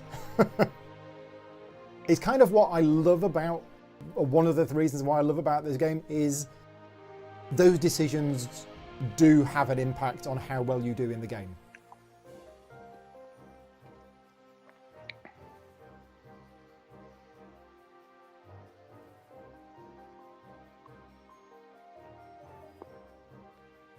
And I know the game does come in for a little bit of criticism of luck, but then when you see the better players consistently winning and doing well, you're like, it's about managing that luck. So Good Harvest has come out.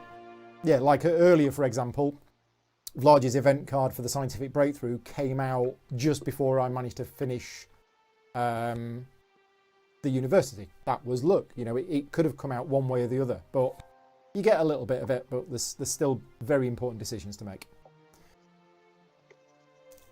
The other thing is, in your politics phase, you only get to do one political action. Vlaada played an event card, which means he didn't attack me, which either means he doesn't have an attack card in his hand, or playing the event card was actually better for him in the long run, or he thought that I had enough defense cards to defend myself. Again, you've got to play the odds. He's looking at my cards. He can see that I've got 6 cards in hand, 4 from age 2, 2 from age 3. He knows that.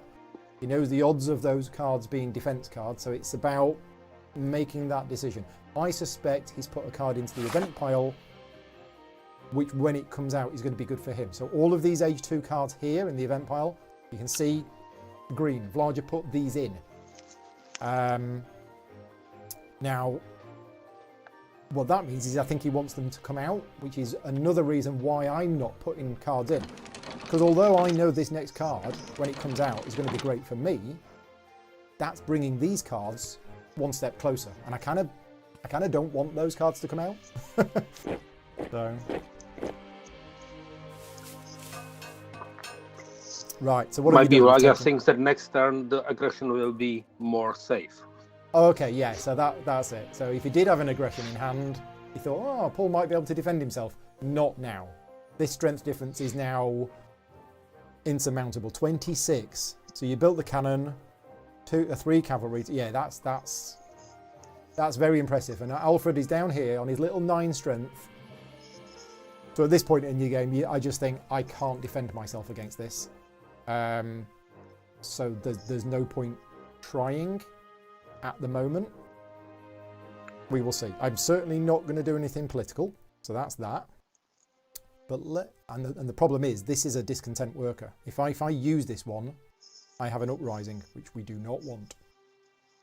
So it's going to have to be, and I think if I've worked this out correctly, it's reserves for 3 rocks. Then it is engineering genius, followed by that. Hey, we get the little French tune. So that's the Eiffel Tower built with 1 action left. And that 1 action is going to be, bearing in mind something might now blow up.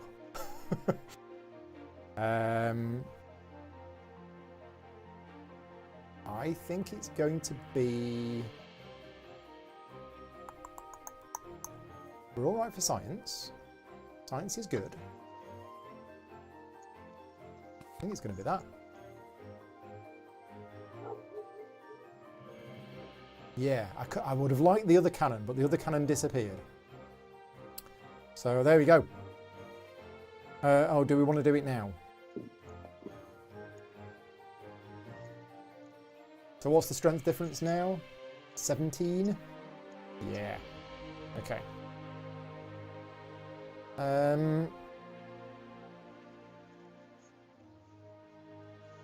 No, I'll tell you what, I'm just going to end it. There you go. Let's get rid of that one. Let's get rid of that one. Okay. I have plenty of food. My resources are okay. I'm okay for science. Culture's okay. I mean, I'm generating 8 culture a turn, so that's still going up. But this is where I expect to get hit. It's just... Hacken says, why not build the first stage for 3 and then engineering it? So you can't do that. You can't combine engineering genius with masonry. Engineering genius is play the card, build 1 stage, whereas masonry is for 1 action, build 2 stages. So yeah, those 2 cards don't combo together. Mike is saying that I should develop Manhattan Project in case things get really bad. Things are really bad. But yes, Manhattan Project is a new wonder that's included in this game, which scores you an immediate amount of science, but also gives you 13 strength. But it's very expensive to build. So, oh, Steve Jobs is another new leader, who is useless for me, as is probably Einstein, because I've really not gone. I mean, look at this. We're in age 3. And I haven't got any other urban buildings other than my little level 1 lab, oh sorry, my level 0 lab and my level 0 temple. This is weird how this has worked out.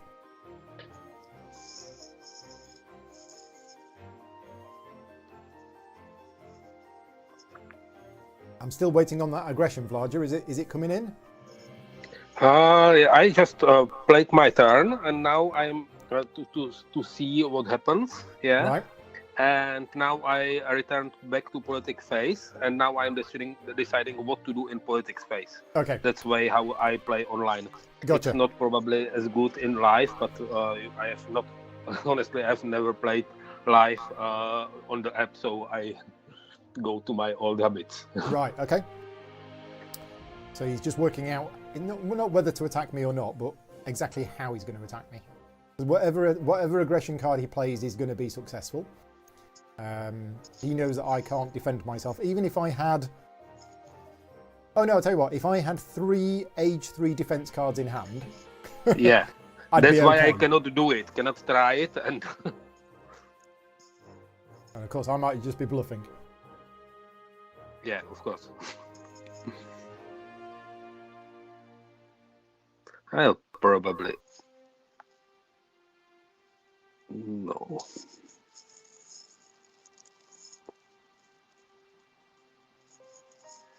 I'll do it this way. Oh, okay. Oh, that's your event. That's my event. Now they are mine. Of course, I put that one in there. Right. Unfortunately, now look at these 4 nasty events that are all going to hurt me, I think. Well, the age 3 events are actually end game scoring ones. So this is an end of game scoring event. This will score even if it's still in the pile. There's 13. I believe 1, 2, 3, 4, 5, 6, 7, 8, 9, 10, 11, 12, 13, 14, 15, 16, 17 of them. And yeah, you will get to know what these cards are as you play the game. But yeah, one of them has been put into the pile. We don't know which one it is. We know it's not that one because I've got that one. And yeah, it's in the pile.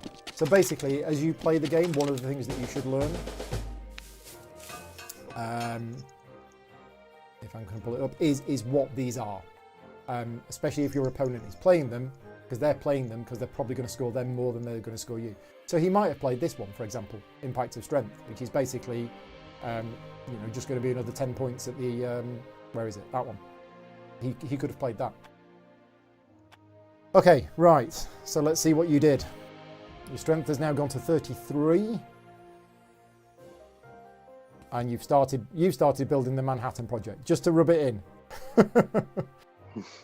Or maybe to stop me building it. Okay, so let's have a look at what's happening here. Yeah, so I'm not going to do a politics.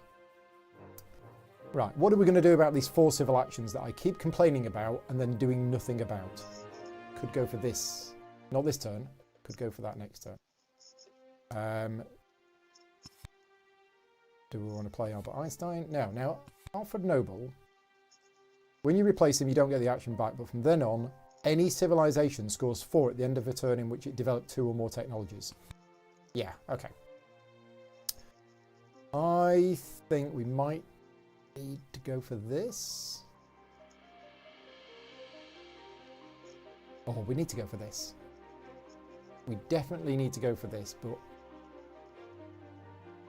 okay. Let's have a look at largest science. Got 9. 9 and generating 6. I think we're going to go rich land first, and we're going to use it to upgrade a mine at age 2. Okay. That gives me 3 resources left. We can get another thing, so that's the corruption sorted out. We could go with efficient upgrade again.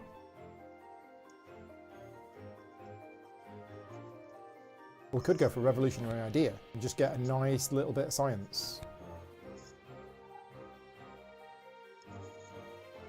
Do like this card though.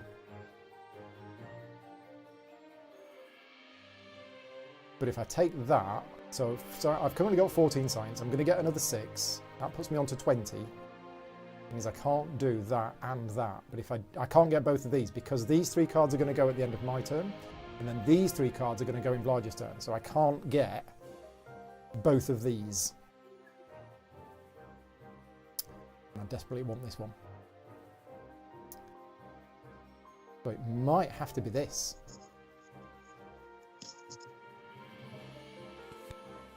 Yeah. Okay. Now do we take... Let's have a look at this again. Your best lab. I haven't got any labs. Whereas this one, again, gives bonuses for labs and libraries. Yes, that's not going to be anything. But, yeah. I think we might delay on getting an age 3 leader at the moment. So, what am I going to do? I have 3 resources left. Kind of was going to do that. If I take military build-up, next round I'm going to have 8 rocks. Okay, that would get me... Yeah, let's take that. Let's take military build-up. Let's not get completely too far behind. And rockets is here. Looking at that potentially for the future. Right, that's my turn done. So, it keeps reminding me about this, and I keep saying no. And I think I'm going to say no again. And then we're going to throw away... stuff that I'm definitely not going to need.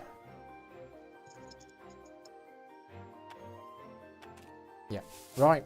Over to you. Oof. There might be a war coming. If there is, that's going to be a lot more trouble for me than an aggression. Because of that difference in strength. I should be trying to speed the game up, actually. Because I think the longer it goes on at the moment... Yeah. I'm not sure, actually. Because I am generating 5 more culture than larger each turn. But, you know, just having 1 extra turn might mean that he could do something really nasty to me.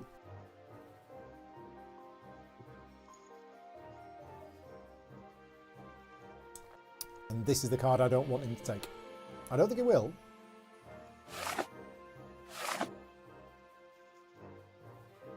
Yeah, it might, but hopefully not. If it does, I can always go down this route. I love this. I love this picture here because it looks like a little face.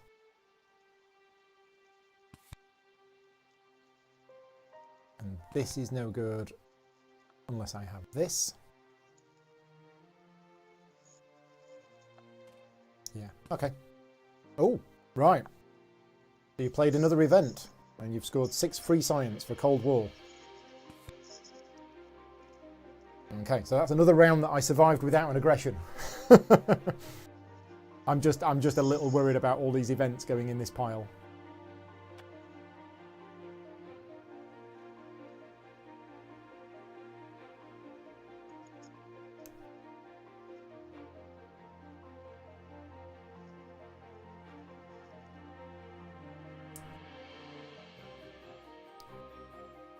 So for those people who've played this game a lot, have you ever got to this stage in the game and still only had 4 civil actions? Because I don't think I have. That's crazy. You need more than 4 civil actions in this game. But seem to be doing okay. But as I say, a 30-point difference here is... Yeah, this game can swing. And this is one of the criticisms that the game had in the original version, is that unless you know the game, unless you're able to read the signs, you might look at this and you might think, oh, Paul's 30 points ahead. He's doing really well. He's going to win. Whereas once you get familiar with the game, you're actually looking at the bigger picture and you're thinking, no, wait a minute. You know what's going to happen because you've got the experience of, you know, you've seen how games play out. So I know now that this 30-point difference, which might seem a lot, is nothing. You know, I know some people that have played a game of this and they've got to this point and they've gone, well, this game's broken. Paul's winning by double the points. And it's like, no. When your final score is going to be, you know, 150, 200, 250, whatever, it isn't much of a difference. Question in the chat, this happens in some very militaristic games. Yeah, and it can just turn. And, you know, if you know the game, you're expecting that. And you know it's coming and you see it happening. If you don't know the game, you might think, oh, well, wait a minute. 1 minute I was doing really well and all of a sudden I've been destroyed. Well, yeah, that happens. Right, so he's taken tanks. My favourite card. He's taken Engineering Genius. Also my favourite card. He's taken Marlene Dietrich. So I think Vlaada might be going with a movies for the H3 scoring. We will see. But you didn't take the card that I didn't want you to take, so that's good. I didn't want you to take Democracy. So I've drawn another one of these. And what's really nice is it actually tells you that if this card was to come out right now, exactly what it would score. So you don't have to work it out. Which was one of my suggestions. So there we go. Right. I'm not going to play anything. I'm too scared. But I am going to take Democracy, and I am going to play Democracy. Hey! Right, finally, we have more than 4 civil actions. That's that problem sorted. Democracy is one of the H3 governments, so I can't really go better than that. And it does generate 3 culture per turn as well. Right. What else am I going to take? Am I going to take the rockets? I think we are. Or am I going to take that? Oh, now this is interesting. How many movies are in a game with 2 players? 2. Okay. So I can't. But the second one may be also the last card. Yes? It might be the last card, yeah. Because you can actually see exactly. This tells you exactly where all the cards are. So there's 2 movies in the game. One of them will cost 2 civil actions to take, and the other one is still in the deck. So I could counter-draft this one. I mean, it's not bad for me, except I can't play it next. Oh no, I can. I've got Revolutionary Idea. I could play it next turn. I absolutely could play it next turn. Well, I mean, I could even play it this turn. Can I build one of them? It costs 10 to build. I get a discount because of masonry. I do have 11 resources, so I could build one. Interesting. Lots of choices now. I mean, look at this strength difference. It's just embarrassing. That's like a 39-point strength difference. So I think what I'm going to do is I'm going to take rockets. I'm going to take movies. I'm going to have another coal mine. So that will give me 15 resources next turn. And I think I'm going to take Revolutionary Idea. Let's just have a look at that situation there. Oh, that's corruption. Oh, but I can prevent the corruption by building something. Ah. Now, what have I got now? I've got 2 of them and 3 of them, so I could now play that. Okay, it's still an embarrassingly low, embarrassing strength difference, but that's better. I'm not corrupted. I need to do something with my happy faces next time, which I'm going to do because of that. I think I'm going to go with that.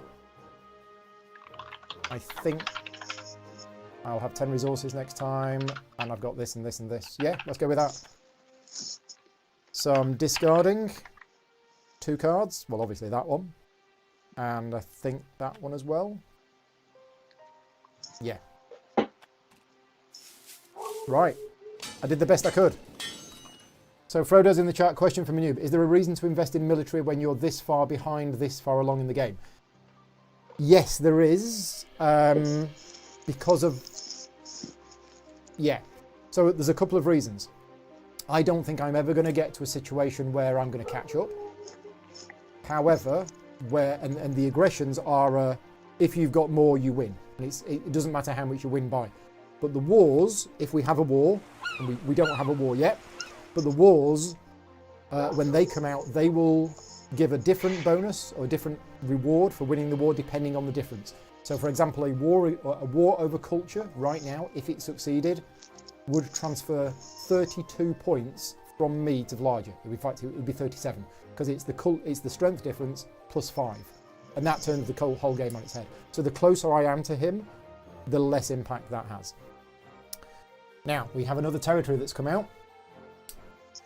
Now the current territory situation is Vlaada has 2, I have 1. Vlaada has bid 5 for it. One of the end game scoring cards is 4 points per territory that you've got, so you've got to take that into account as well. And of course, by taking this, I'm reducing my own military strength that might then be hard to build back up afterwards.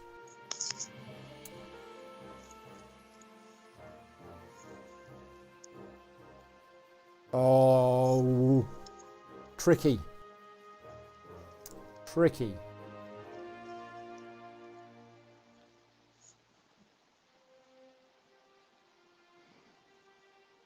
Because I'm thinking of, this is what I'm thinking of.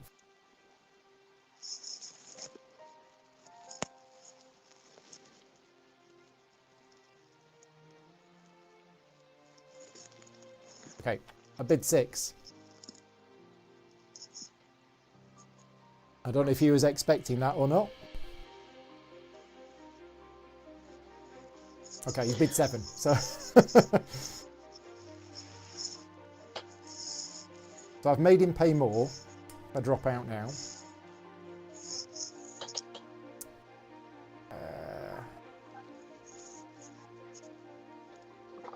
I'm going to work out. So if I do that... No, that's also 7. Yeah, maybe I should have gone 7. Okay, I'm going to pass. That's yours. Did you think I'd bid for that? Sorry? Did you think that I was going to bid for that? No, I was not thinking about it that much. Like, I decided that it's worth to bid, so I did it. Oh yeah, and he got it for a knight and a card. Not a knight, a cavalryman. Yeah.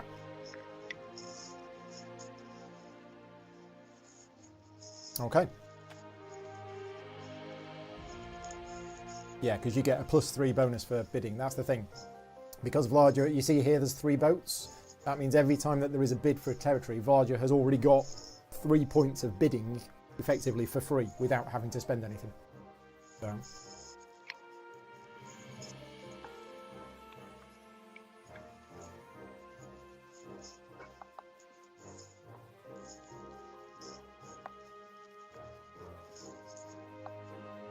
Right. But again, that's another round that there was no aggression. So Vlaada's putting lots of these cards into here. There's going to be 3 endgame scoring cards that come out. I'm just going to have a look at these now and see what cards they could be. So if it's that one, That's okay. If it's that one, that's okay. If it's that one, no, I'm behind on that one. That one I'm behind on. That one I'm okay on. That one I'm okay on. That one I'm behind on. This one is about the same. I'm probably a little bit behind. This one I'm definitely behind on. Impact of architecture. If that comes out, I'm going to score nothing. This one I'm behind on. This one I'm behind on, but I'm going to be okay. This one about the same. This one I'm a bit behind. Yeah, I'm a bit behind on most of these. So as far as end game scoring. Oh yeah, there's some new ones. So it used to be 13 in the original game. There's now more of them. Oh, this is, I don't know this one. Each civilization scores 4 culture for each mine and farm, or for each urban building, or for each military unit, whichever is the lowest. Interesting. Right, okay. So, I like this bloke here with the hat on. And then there's this one. So, if that one comes out, I'm okay with that one, but I don't think Vlaada would have played that one. So, yes.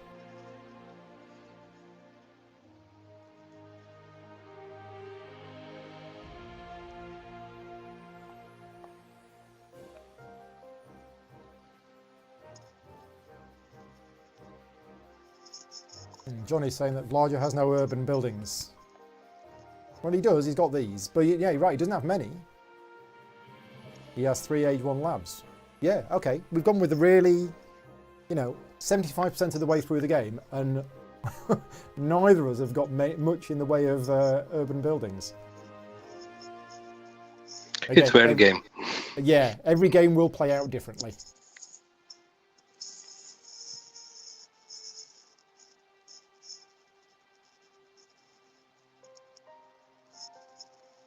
Yeah, because I'm a big believer in games that have variability have extra replayability. Okay, and I stand by that. If a game has a variable setup condition, then every game is going to play out differently, and I like that. And in some games, that's great. And there are other games out there where it's exactly the same setup every time, and yet the replayability is huge. This is one of them. Obviously, so it's the same cards. Every single time you play this game, it's the same cards. Not today, because we're using a random mix, but, all of the other cards are exactly the same. It's the order in which they come out. But yeah, I mean, I've played this hundreds of times, and it's still amazing how different some of the games play out. Other games like Puerto Rico are the same. It's exactly the same setup, and yet every game is different and interesting. And then there are other games at the other end of the scale, like Dominion, which is a great game, but if Dominion didn't have a variable setup, it would get boring quite quickly. So, yeah, some games need that variability.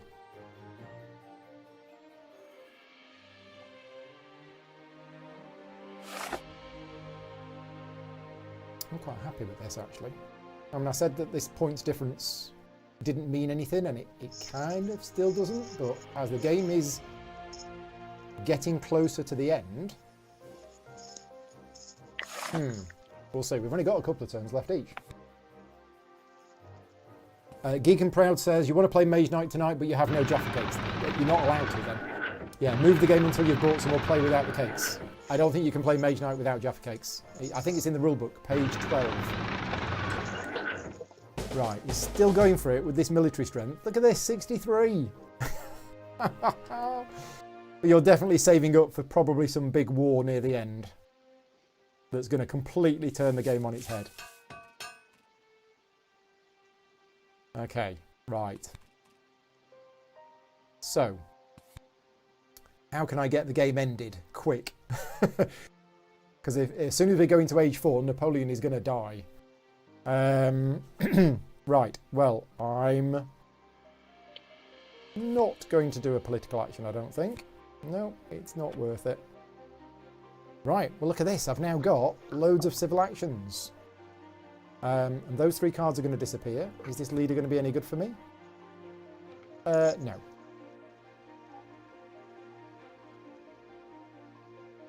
Ooh, actually, I can declare the Olympic Games. I score 8 culture, and until the start of my next turn, if you play a war or aggression, you lose 8 culture. Well, that could be quite good. It doesn't actually give me any immediate effect because it gives me points for arenas, and I don't have any arenas. But the second ability, that's quite interesting. That is interesting. Let's have a look at that in a minute. The endowment for the arts is no good for me because I'm ahead on culture. So what does United Nations do? Gives points for wonders and special technologies. Yeah, that's quite good. That's 16 culture. But again, that's resources that I'm going to have to spend. Yeah, this is an interesting turn. So I got various options of what I could do. One of them being up my military. Now, what cards are left in the deck? That's the one I'm waiting to come out. And it's not come out yet. So, and is that any good for me? I don't think it is. No, that's absolutely useless. So it could be that we do this, and then this. This is a possible option. And then I do this. So that's the happy faces sorted out, and that's given me a boost on a little bit more of a boost on culture. How are we doing for food? We've got plenty of food to get another one of those. I could do another revolutionary idea. Do I want a cup of tea? Yes, please. Then we could do this. And then we could do the military build-up. And that would actually... It's a bit of a waste. Oh no, actually that's about right. I could do that, giving me a free 8 resources with which I can build one of those. And then I can play that. Yeah, I mean, it's still a 40-point difference in strength. But I can't do that because then I've got a civil uprising. So yeah, we don't want to do that. So let's undo that. Yeah, okay, let's see what else we can do that might be better. Because I'm thinking possibly this. Or do we just go for this and build more of these? Do we build more movies? Because I'm getting 10 resources in a turn, and it cost me 10 resources to build a movie theatre, so we could do that. You can also disband things if you really need any resources, if you need extra people, for example. Which I don't at the moment. So, and I can't take any of those. So we could take Pierre. And we could take professional sports. Can we then build one next turn? We could. That will sort out the happy face problem completely. Each of your ruins produces 2 culture. Yeah, I've never played this one before. Let's just see if I have the stuff to do it. Do that, take that. Play it next turn, assuming I survive the aggression, because I might get hit with a raid. Not a raid. The one that destroys buildings.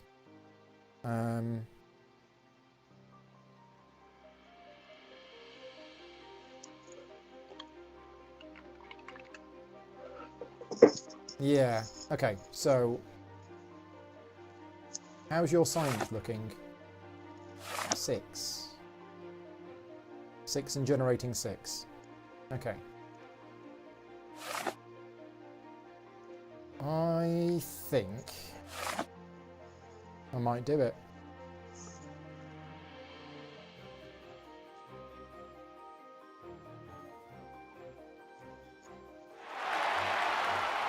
Nice, got a little icon there. Now I've done that without actually having built one of these.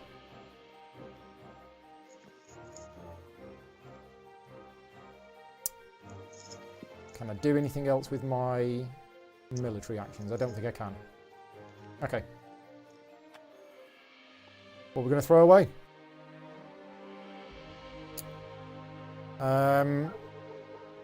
Well, I don't want to throw that away. I don't want to throw that away. I don't want to throw any of these away. Gonna have to be that one, I think. Yeah. Right. There you go. I brought Pierre into play as my leader. Okay. So now the war, yes? Yeah, Are you ready for the war? Yeah, I mean, you don't have to. You could accidentally misclick and not play the war. Yes, sorry, but I will play this one. So he's been saving up for this for the last 4 Big turns. finishing turn. Yeah. Not as impressive as I would expect, but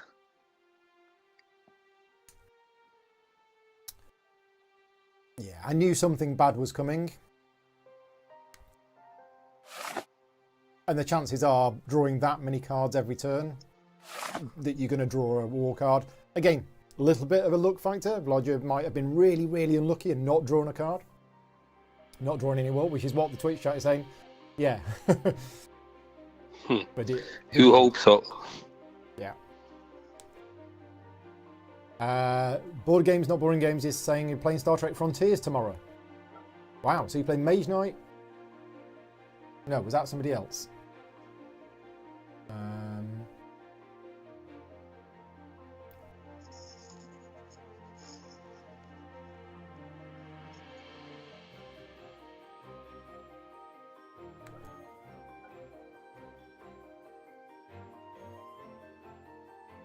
Oh, cup of tea is incoming.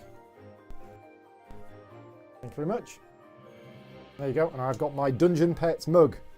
Was that deliberate? Yeah, okay. So I'm having a cup of tea out of my Dungeon Pets mug.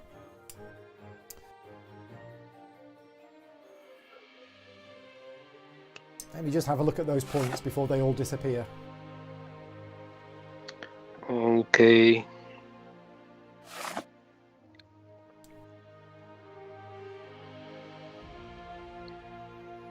Oh, Ian Fleming is the new leader as well.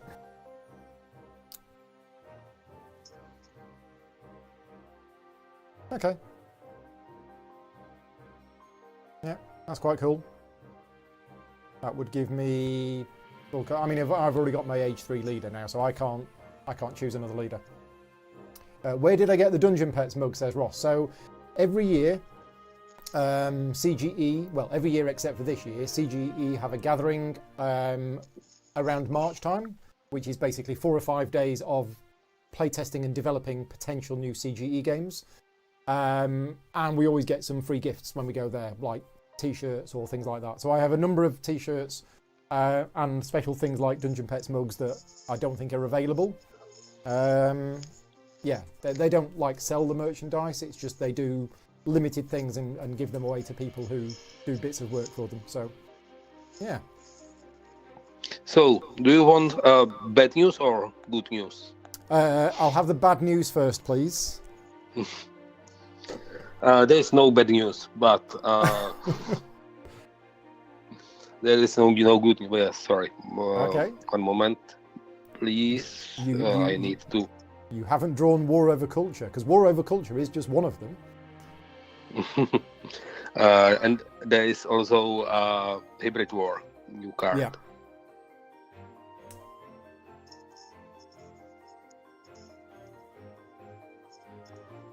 Hey, that's weird. I'm just waiting for it to appear on my screen. And we'll see what it is.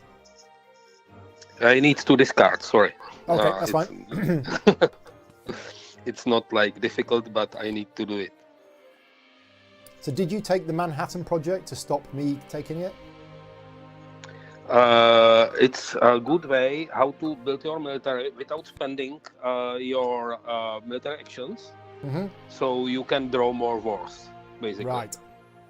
And build your military power. Yeah. At the same time, yeah. So that was the point of Manhattan. Hey, it's not working. Sorry.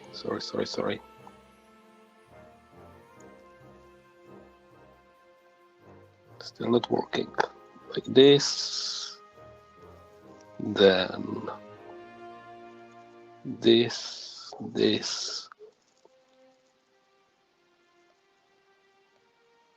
Hey, yeah, this.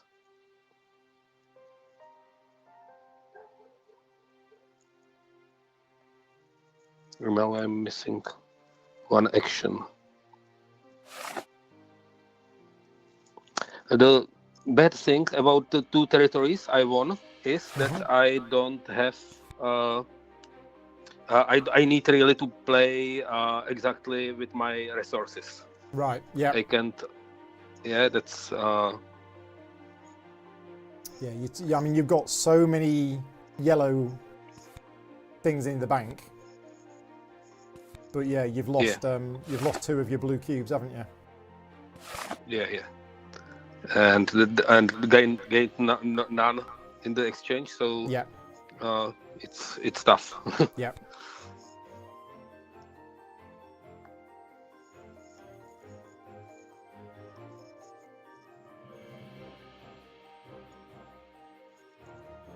Yeah, even when, I mean, you might look at it and think, oh, Vlaada's doing really well, look at this, he's got 63 militaries, you know, but there's so many other factors to take into account. And yeah, these blue cubes that he's got, they're causing him a bit of a problem.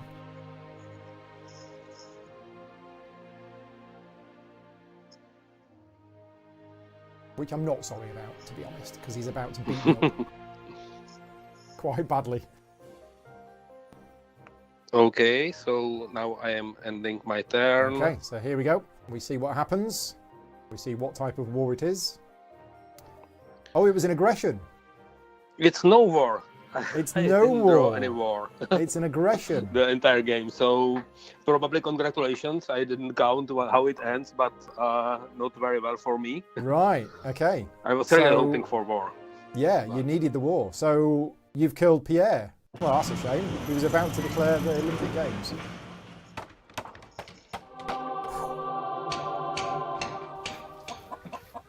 Right. Let's see what's going on then. So Pierre's dead. Pierre is dead, but you are good. Napoleon has gone ahead. So let's see. So this points difference now might... And this is the thing. This is going to be the last... next round is going to be the last round, and there's no point declaring a war in the last round of the game. So... Yeah, it's not even allowed. Right, at which point, let's start having a look at these now. So, how worried am I about these two? Oh, in fact, it's just this one. How worried am I about this one card? Is it worth me playing a card that would get me 3 points? I don't think it is. It's too risky. Too risky. So I'm going to skip my politics. This has been a really odd game for skipping politics, but I've just been too scared to play the cards.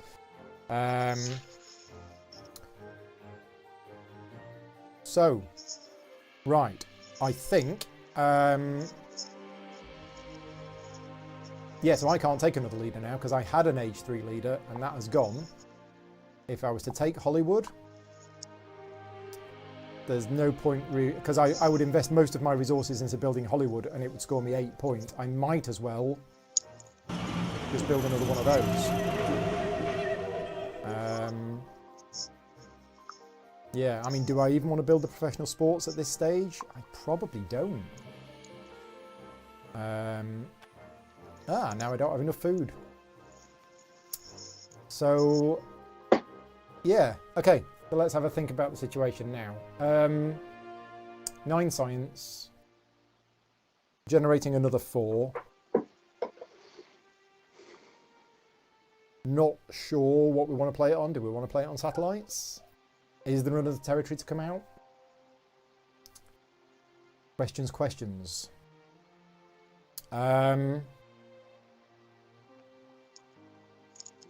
No point taking that. Yeah, it's do we go back to this and this? I don't think we do now. No. In fact, we know what that one card is. It's mechanized agriculture. It's still in the deck.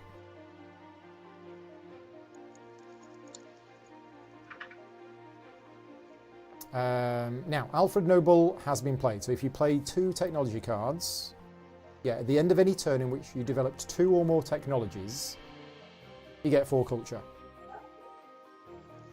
So next turn I'm going to have 13 science. That's not enough to get 2. Unless I play Revolutionary Idea, which it is. In fact, I could do it this turn. I could play Revolutionary Idea, Rockets, Professional Sports, and score the 4. So I could do that. Let me just go through that process and see if I like the look of that. Also, that's some more level 3 cards as well. So if the end game scoring card is for level 3 technologies, then that's that. So yeah, nice little tick here.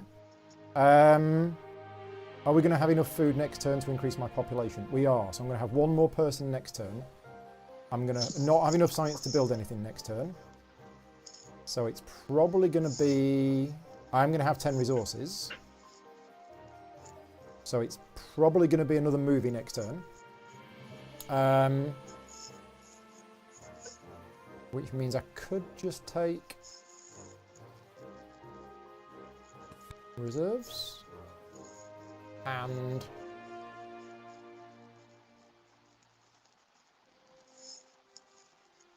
yeah, do I actually want to play anything? I don't think I do. So I'll just take yeah, I think we'll take that. Although, hang on a minute. No, I haven't got enough to take Hollywood. So, there we go. That is done. That's going to go, and that's going to go, and... Ooh, now. Okay, that'll be a 6-point swing. I think that's going to go as well. Okay, so they're the 3 cards I'm getting rid of. Is my production. So this is quite nice. Okay, my last turn. This is your last turn. Yeah, my last turn. Even if I would have war in my hand, I can't play it now. Yeah.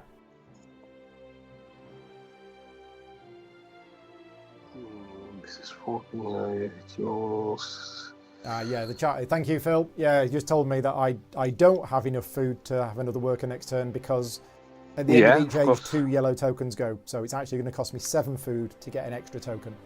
I'll just have to disband one of the mines, which is fine.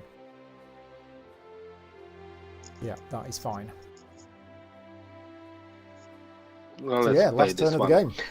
Now I will tell you why I was playing all these events. Okay. Because I know there is this event, and I hoped to draw the war through this event, but it was the very last in the deck.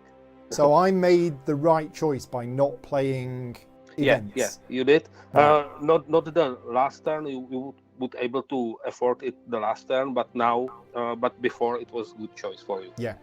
But bad luck for me because it could be any of the earlier cards, and also I could draw the war by normal drawing. I was drawing three cards every turn because that's why I was building my army continually to be able to draw three cards most of the turns. Yeah, probably almost all.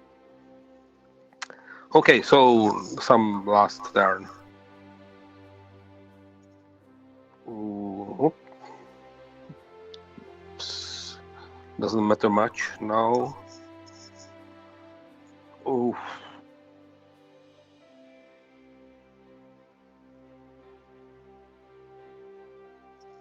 Like this probably.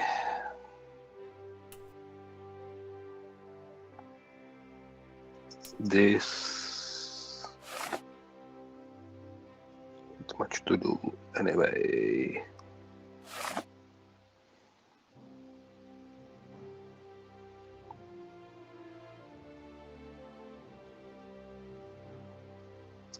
Okay.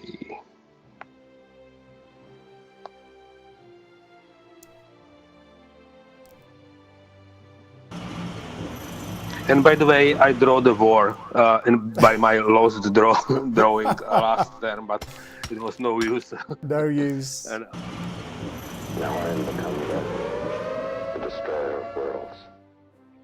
Yeah. So Manhattan Project for six culture, not great. But yeah, I mean sometimes your age 3 wonders can score you. I mean I played a game a couple of weeks ago where I developed the internet at the end of the game and it scored like 32 points. It all depends how things go. It can, but I was drawing it really because of the ability to build military. Yeah. Right, so we don't want to play that. I might as well play this because at this point in the game, the only cards left are age 3 scoring cards. So I think I might play this one because you get 3 points for playing it. And I know exactly how many points I'm going to get out of it. In fact, I'm going to get more. So I think I'm going to play this one, which means the first age 3 event is going to be revealed. And it is Impact of Technology. Barge gets 12, I get 16. There you go. So that worked out well. And then I'm going to disband this mine. And we're going to use it to build another movie theatre. And what else do we want to do at this point? There's no point taking any of these. I mean, I can take reserves to get food. I could take reserves to get food, but then I've got no resources to do anything with it. But I still can. I can do that. Get food, increase my population, and then play military build-up to gain an extra 8 resources. Build the cannon. And then play this tactics card that I had in my hand for ages. I think that's possibly it. Yeah, I mean, I could play patriotism again. I could disband one of these. Do we need any more happy faces? Am I bothered about the science? No, I think I'm good. I mean, I've got no more resources anyway. I think that's it. I think I'm going to end the turn. And yes, I've got some civil actions left. I know that. So I do my production, and then we go into end game scoring.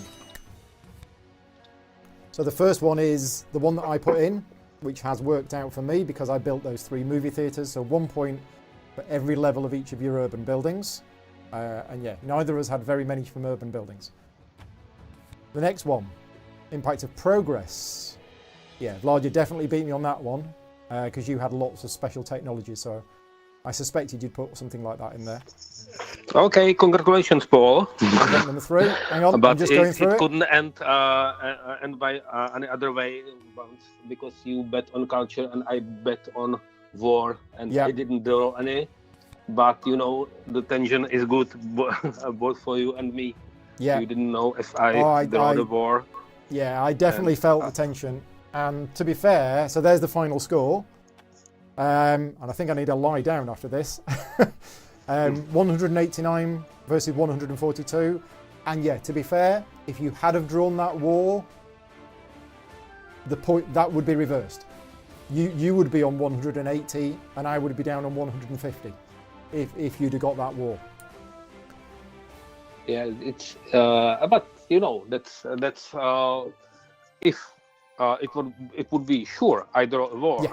We could stop playing like 1 hour ago. Yeah, because it was obvious. Well, so yeah, I mean, to be honest, if you'd have got the war and you'd have won the game with 180 and I'd have got 150, I would have been very happy with that. If I was only 30 points behind you, I would have been very happy. Yeah, you know, I would have more points if drawing war because I would continue building up my military. That's true. The Marland military has potential for good military. I had air forces. Yeah, that was a bit different in this aspect. But once I know I will not draw any war, then I could switch to more peaceful things. Yeah. I mean, I've always maintained that it's nice to win a game, but it's the enjoyment of playing the game that's more important. So, I mean, I thoroughly enjoyed that, and even if I hadn't have won. But look at that. I've just gained 4,000 experience points for defeating Vlaada because he's level 40. So, yeah, there is an experience point system in the game, and I've just gained 4,000 experience points. I'm quite happy with that. And you deserve it. Definitely. Yeah. So, there we go. So, that is Through the Ages, the digital implementation. If you have played the board game or not played the board game, then yeah, definitely check out the digital implementation because it's fantastic and it allows me to carry on playing this game against other people around the world You know, yeah, it's a very, very good implementation. Well, thank you very much for your time, Vlaada. Thank you for playing, and thanks to everyone for watching. Yeah. I was reading the comments on YouTube, but I didn't see your screen. Right. So good evening to everyone, and enjoy digital SN. Yes. This weekend, enjoy the real one. Yeah. Bye. Cool. Thank you very much, Vlaada.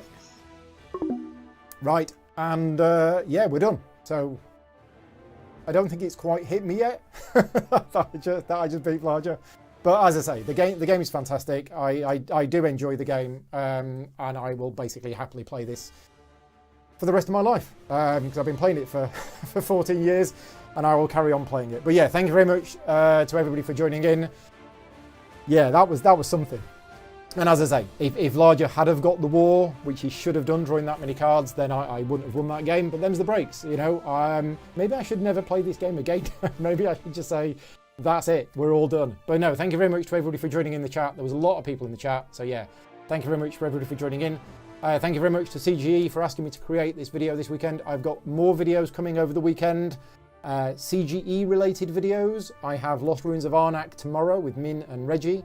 And then on Sunday, I'm playing Under Falling Skies with the designer. Now, I know I've done a lot of Under Falling Skies streams over the last few months, but the one this Sunday is going to be quite special because I'm playing with the designer. We're going to be showing off a bit of Chapter 1, and we're going to be playing on the hardest difficulty level. He's not going to win, but that's not been done before. I didn't mention Saturday. I've got two friends coming over on Saturday, Nick and Gemma, and we're going to be playing Lost Ruins of Arnak and Under Falling Skies. So yeah, more streams for the rest of the weekend. Keep an eye on my YouTube channel. I've got other content coming as well that isn't CGE related. But yeah, keep an eye on the channel. Thank you very much to all of my Patreon supporters for helping fund the channel. And yeah, just thank you to everybody for joining in. Don't forget about the contest. I will put one more link in the show notes right now. There you go. There is the Google form. You can go to that Google form, fill in the answers, and you can win a copy of the digital version of the game that we just played here. And as I mentioned earlier, if you already own the game, please enter the contest because you can give the code to a friend and then you can beat them at the game. And if you're watching this not live, if you're watching this afterwards, you can still enter the contest. I'm going to keep the contest open for a week.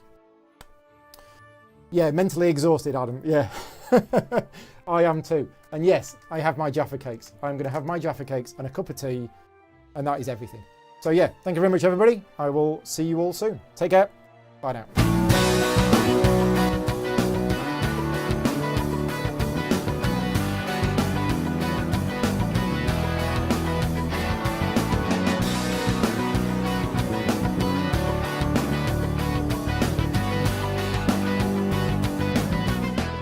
Gaming Rules is proudly sponsored by Game Toppers, upgrading your gaming experience. Visit GameToppersLLC.com.